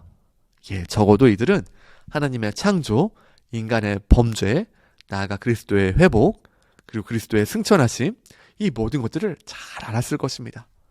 여러분, 이것을 잘 알고 그 당시에 또 기라성 같은 사도들이 있죠. 잘 가르치고 눈으로 본 바를 말해줬겠죠. 뭐 베드로 이런 사람, 야, 내가 예수님이랑 함께 있을 때 이런 얘기를 척척 했겠죠. 그리고 성경의 구약부터 이 모든 내용들이 완전히 풀어지는 것을 보게 됩니다. 여러분, 그러니까 이 사람들의 인생의 관점과 방향이 바뀌기 시작해요. 관점과 방향이 바뀌니까 어떻습니까? 삶이 바뀌고요. 그들에게 연관된 가장 중요한 필요와 그들이 의지했던 가장 강력한 것들, 예, 당연히 소유죠. 이 소유까지도 주님을 의지하면서 주님 뜻대로 사용하시옵소서라는 놀라운 순종의 모습들이 나타나는 것입니다. 아까도 말씀드렸지만 하나님 나라는 하나님은 말씀하시고 사람은 순종하는 것이라 했어요. 여러분, 사람들이요, 최선을 다해 모든 것을 다해서 주님께 순종하는 공동체, 교회 공동체가 시작된 것입니다. 자, 여러분, 8과 이제 같이 보도록 하겠습니다. 120페이지 보입니다. 빨간 글씨 같이 읽습니다. 함께 읽습니다. 복음은 믿는 우리 모두를 변화시켜서 예수 그리스도처럼 다른 사람을 위해 자신을 내어주는 사랑을 할 수 있게 하신다는 소식입니다. 여러분, 8과 내용 이제 보시면요, 하나님 나라에 들어간 자들의 삶이 곧 사랑이다라고 되어 있는데요. 여러분, 이제 여기 보시면 이웃을 자신과 같이 사랑하는 사랑 되어 있어요. 요한 1서 말씀은요, 지금 무엇을 보여주고 있냐면 하나님께서 사랑하신다는 것을 우리가 알고 그분을 사랑한다라고 말하는 사람은 당연히 나타나는 삶의 모습이 뭐라는 거예요? 형제 사랑이다 라는 겁니다. 자, 그리고 여러분, 예수님께서 어떤 말씀하셨습니까? 사랑이야말로 율법의 완성이다 말씀하셨습니다. 여러분, 사람들은요, 계속 어떤 생각했냐면, 율법을 행위의 법으로 생각하고, 어떤 자신의 방법으로 이룰 수 있을 것으로 생각했지요. 자, 그러나 예수님이 이 모든 내용들을 잘 보여주시고, 성경 전체가 잘 해석하면서 무엇이 나타납니까? 사랑이야말로 율법의 완성이에요. 왜 그렇습니까? 주님 말씀하셨어요. 내 이웃을 내 몸과 같이 사랑하라. 그리고 그 사랑으로 함께하는 사람 어떻습니까? 예, 그렇게 하는 것이 곧 율법의 완전한 성취라는 것이 이미 보여지고 있고요. 로마서 우리가 여기 있는 13장 말씀과 같이 사랑은 곧 율법의 완성이 되는 것입니다. 자, 여러분, 그러면 이제 여기까지 듣고 나면요, 우리 마음 가운데 그래요, 잘 알겠어요. 그런데 내 안에 그런 사랑이 없네요. 내가 받은 사랑 별로 없어서 그렇게 할 수가 없네요. 혹은 어린 시절이라든지 아니면 오늘 인생 가운데도 나도 사랑받고 싶은데 뭘 사랑을 받은 게 있어야 뭘 주든가 말든가 하지요 라고 말할 수도 있겠습니다. 여러분, 그럴 때 지금 오늘 말씀은 무엇을 말하고 있습니까? 네, 우리 이제 126페이지 한번 보도록 하겠습니다. 예수님처럼 사랑하는 신자 되어 있습니다. 자, 여러분, 이제요, 우리가 이웃을 사랑할 수밖에 없는데요. 여기에 몇 가지 성경에서 말하는 내용들을 말하자면요. 첫째는 우리는 사랑 안 받았는데요 라고 말할 수 없어요. 예수님을 믿는다는 것은 이미 무엇입니까? 그분께서 나를 대신하여 죽으셨다는 것을 믿는 거고요. 여러분, 그분이 왜 죽으셨어요? 사랑 때문에 이 땅에 오셨고, 그 사랑의 크기와 넓이와 깊이는 우리가 다 이해할 수나 있습니까? 일평생 알아가도 다 헤아릴 수 없는 게 그 주님의 사랑입니다. 여러분, 우리는요, 다 사랑 받으셨어요. 지금도 받고 있고요. 그 사랑 안에 우리는 살아가고 있습니다. 주님이 우리를 사랑하시니까 오늘도 우리를 보호하셔서 여기에 있고, 강의도 듣고, 오늘 호흡하면서 살아가고, 매일매일 맞이하면서 살아가는 이 일상이 있는 것입니다. 여러분, 주님은요, 오늘도 우리를 사랑하시고, 또한 무엇보다 무엇을 보여주셨습니까? 자신을 따라오라라고 말씀하셨어요. 예수님은요, 그 사랑의 삶을 먼저 보여주시면서 제자된 사람은 이 자리로 나오라라고 말씀하십니다. 중요한 것은 이것을 과연 할 수 있냐는 것이죠. 여러분, 우리 여기 126페이지부터 여기 이 내용들 쭉 말하는 내용이 결국 무엇이냐면 우리는 그렇게 할 수 있다는 겁니다. 이제는 우리가 새로운 존재가 되었기 때문에 여러분, 이제 어떤 존재가 되었어요? 성령으로 말미암아 예수와 함께 합한, 예수님과 함께 연합한 자가 되었다는 것이에요. 그래서 여러분, 우리는요, 그 이전과는 다른 존재가 된 것입니다. 그 이전에는 그냥 이렇게 죄도 짓고 그냥 막 이렇게 살았다면, 이제는 그리스도와 연합하여서 죄를 멀리하고 이기고, 또 어떻습니까? 정말 싫었고 미웠던 사람들 사랑하는 존재가 되는 것이에요. 이전에는 받아들일 수 없고 용서할 수 없었던 사람인데, 예수님을 생각하면 어때요? 야, 나에게 보여주신 그 사랑이 얼마나 큰가도 생각하게 되고, 동시에 우리에게 그 마음도 주신다는 겁니다. 성령으로 말미암아 우리는 새로운 존재가 되어서 서로를 사랑하고 함께하게 되고, 특별히 127페이지 로마서 6장 11절 어떻게 말합니까? 하나님께 대하여는 살아있는 자로 여길지어다 라고 말합니다. 자, 그래서 여러분, 이 사랑이야말로 참된 신자의 가장 중요한 표지라는 겁니다. 정말 사랑하고 있는가, 정말 함께하고 있는가, 이것을 바라봐야 하는 것이죠. 자, 130페이지 보겠습니다. 사랑의 시작이자 내용인 교회에 되어 있습니다. 여러분, 내 이웃을 내 몸과 같이 사랑하라는 이 말씀이 과연 어디에서 이루어지게 됩니까? 가장 먼저 교회에서 이루어진다는 것이에요. 그리고 주님께서 행하신 것이 무엇이었습니까? 우리를 한몸 되게 하시고 서로 사랑하도록 부르셨습니다. 그래서 이제 교회 공동체는 어떠냐면 서로를 함께 섬기고 사랑하고 이 한몸됨을 같이 지켜가는 것이죠. 특별히 우리에게 무엇도 주셨습니까? 은사를 주셔서요, 그 은사를 통하여서 교회를 충만하게 세워가고 그 은사를 통하여서 서로를 돕고 사랑할 수 있도록 주님 우리를 부르셨습니다. 그래서 교회 공동체는요, 바로 이 사랑의 공동체가 되는 것입니다. 구가 한번 보도록 하겠습니다. 138페이지입니다. 빨간 글씨 함께 읽습니다. 함께 읽습니다. 복음은 믿는 우리 모두를 능하게 하셔서 예수님의 십자가의 길을 따르게 하시며 주님이 주신 사명을 감당하게 하신다는 소식입니다. 되어 있습니다. 자, 여러분, 구가에서는요, 이제 하나님 나라 백성의 비용 계산에 대해서 같이 보도록 하겠습니다. 여러분, 하나님 나라의 백성이 되고 주님을 따라간다는 것은 어떤 의미를 갖습니까? 예, 이것은 곧 동시에 예수님의 제자가 된다는 것을 의미한다 했습니다. 예수님의 제자가 된다는 것은 무엇입니까? 예, 와서 죽으라라는 가르침이에요. 더 높아지고 떵떵거리고 이런 거 아니고요. 예수님을 따라간다는 것은 낮아지고 낮아지다가 마침내 모든 것을 내어주고 죽는 자리가 예수님이 가신 길입니다. 여러분, 그러므로요, 우리는요, 마땅히 예수님을 따라간다라고 한다면 이 각오를 하고 가야 된다는 것이에요. 여러분, 이제 구가의 내용들을 보시면 어떤 내용들 나오냐면, 베드로가 예수님이 내가 십자가에 달려 죽을 것이다 말하니까 어떻습니까? 항변하여 이르되, 예수님을 멱살을 꽉 붙였고 벽에 탁 밀치면서 이렇게 막 반항하면서 꾸짖어 이른다는 것이에요. 예수님, 그런 일 절대 없을 것입니다. 여기에 어떤 마음이 있습니까? 지금 나는 예수님을 따라올 때에 이런 괴로움과 이런 고난이 있는 줄로 알고 따라온 게 아니다라는 거예요. 적어도 베드로는요, 이 시점에서는 그의 입술로는 주는 그리스도시요 살아계신 하나님의 아들이십니다라고 고백했지만, 그가 바라보고 있는 메시아는요, 고난 없이 영광에 들어가는 메시아였습니다. 정치적인 메시아였고요, 베드로의 야욕과 꿈을 실현시켜 주실, 그 나라의 독립을 이루어줄 예수님으로 바라보았던 것이죠. 그러나 주님이 그때 베드로에게 사탄아 물러가라 하십니다. 지금 이와 같이 생각하는 것 자체가 사탄적인 생각이요, 그 존재가 그렇게 되는 것이 사탄적인 생각이라는 것을 주님이 분명하게 지적하시죠. 그리고 말씀하십니다. 누구든지 나를 따라오려거든 자기 십자가를 지고 나를 따라와야 한다. 그리고 처자와 전토와 돈과 소유와 또 모든 것들 내려놔야 한다. 주님 말씀하십니다. 그러나 여러분, 이 모든 것들이 이제 무엇을 의미합니까?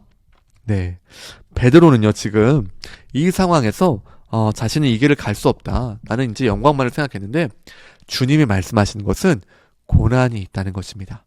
괴로움이 있다는 것입니다. 또한 무엇이 있어요? 고난 이후에 영광도 있다는 것을 말씀하십니다. 그리고 심지어 무엇까지 말씀하셨습니까? 예수님은 자기 목숨까지도 내놔야 한다라고 말씀하십니다. 자, 여러분, 이제 여기까지 듣고 나시면, 야, 이거 너무 무겁고 어려운 길인데, 야, 이거 참 어떻게 해야 될지 생각이 듭니다. 자, 그런데 두 번째 보시죠. 비용 계산하는 십자가의 길 같이 보도록 하겠습니다. 143페이지입니다. 누가복음 14장 25절 35절 보시면요, 수많은 무리들이 따라오는 것을 바라보시면서 주님이 너희들 계산하고 왔냐라고 물어보시는 거예요. 여러분, 그리고 그 계산 가운데 두 가지 얘기를 하셨었죠. 무슨 계산을 했었습니까? 예, 공사를 하면서 준공하는 것, 그리고 전쟁을 할 때 1만으로 2만을 이길 수 있는지를 살펴보는 것을 예로 드십니다. 이건 무엇을 의미하냐면요, 건물을 하나 짓더라도, 망대를 하나 짓더라도 이거 다 지을 수 있는지를 생각한 다음에 짓는다는 것이에요. 만약에 이것을 생각하지 않으면 어떻습니까? 공사하다가 멈추게 되겠죠? 마찬가지입니다. 1만으로 2만을 이길 수 있을지 없을지 전쟁을 하면서 생각할 때, 이길 수 있다면 어때요? 전쟁하겠죠. 안 되면 어떻습니까? 화친을 청한다는 것입니다. 마찬가지로 만약에 너희들이 정말 예수님을 따라오려거든, 주님이 이 말씀하시는 거예요. 너희들 철저하게 비용 계산해라 말씀하시는 거예요. 사람들은요, 복음을 생각할 때 비용도 계산하지 않고 그냥 무조건 양보하고 이런 거라고 생각해요. 여러분, 아닙니다. 제자로 살아가는 것이야말로 가장 철저히 비용 계산한 사람들의 무리입니다. 무리의 삶입니다. 여러분, 지금요, 제자는 지금 어떤 갖고 있냐면, 예수님을 따를 때의 비용은 사실 엄청나죠. 집이나 형제나 자매나 어머니나 아버지나 자식이나 전토, 또 자신의 목숨까지도 때로는 말씀하시고요. 자, 그러나 그 비용 지불로 얻을 수 있는 유익은 무엇입니까? 내세 영생을 받고, 또한 전토를 100배나 받고, 현세에 있어서도 온갖 여러 가지를 다 받게 된다라고 말씀하십니다. 자, 그러니까 여러분, 지금 여기서 이 비용 계산에서 가장 중요한 내용은 무엇이냐면, 그리스도를 따라가면서 고난 없이 영광을 바란다는 것, 그것이 또 한 명의 베드로의 모습이다라는 겁니다. 여러분, 우리도요, 마찬가지인데요. 우리 더운누리교회는 사실은 굉장히 위험한 공동체예요. 왜 위험하냐면, 예수님을 따라가면서 이 제자도와 이 모든 것에 대해서 깊이 알아가야 되는데 자칫하면 그냥 많은 인원에 취해서 자칫하면 그냥 그 좌석에 앉아있다고 생각하면서 나는 제자의 길을 걸어가고 있지. 사실은 전혀 포기함도 없고 전혀 내려놓음도 없는데 그냥 앉아서 그 당시에 있었던 무리들처럼 그 장소만 이렇게 왔다 갔다 할 때 예수님 가실 때 그 장소만 가서 이렇게 앉아있던 사람들처럼 전혀 생각과 이 모든 것들을 동의하지 않고 제자로서의 삶은 전혀 없었던 사람들처럼 그렇게 되게 너무 쉬운 모습들이 있다는 겁니다. 주님은요 말씀하세요. 지금 이 제자들에게 너희들 비용 계산하고 왔느냐.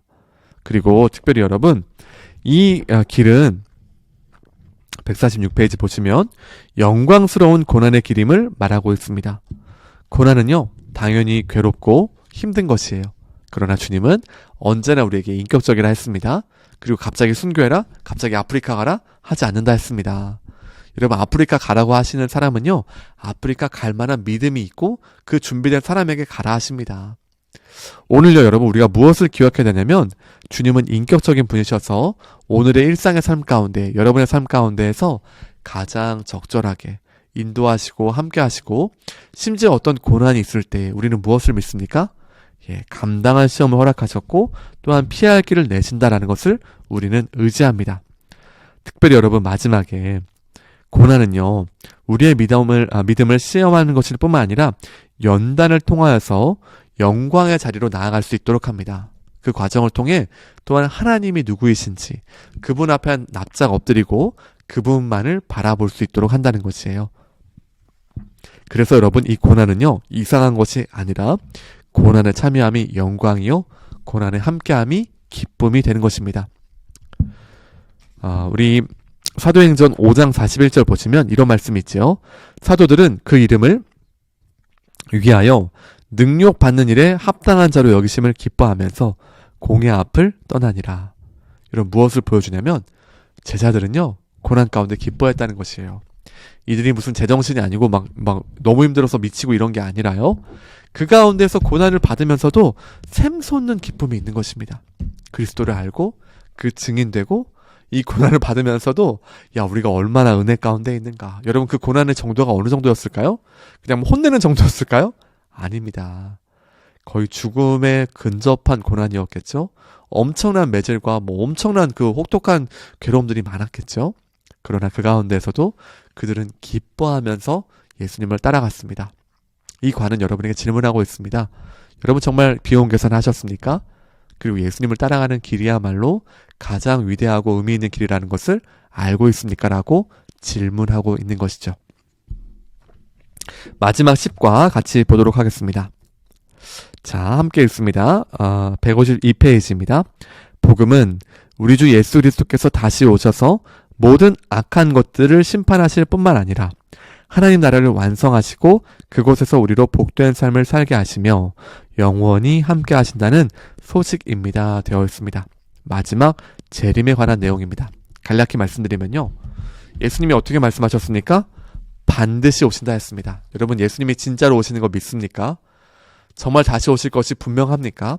우리는 예수님의 재림을 굉장히 추상적인 것으로 굉장히 멀리 있는 것으로만 생각하기 쉽습니다. 그러나 여러분 성경을 깊이 읽으면 읽을수록 우리는 무엇을 알아야 되냐면 무화과 나무 잎의 비유를 말씀하시면서 이 무화과 나무에 이렇게 보면서 가지가 연하여지고 잎사귀를 내면 여름이 가깝다. 다시 말해 이 무화과 나무 하나만 보면서도 이제 시간이 지나서 여름이 됐구나 라는 것을 안다는 거예요. 여러분 저는요 이것을 인생에도 비할 수 있다 생각합니다. 제가 이제 내년 40인데요.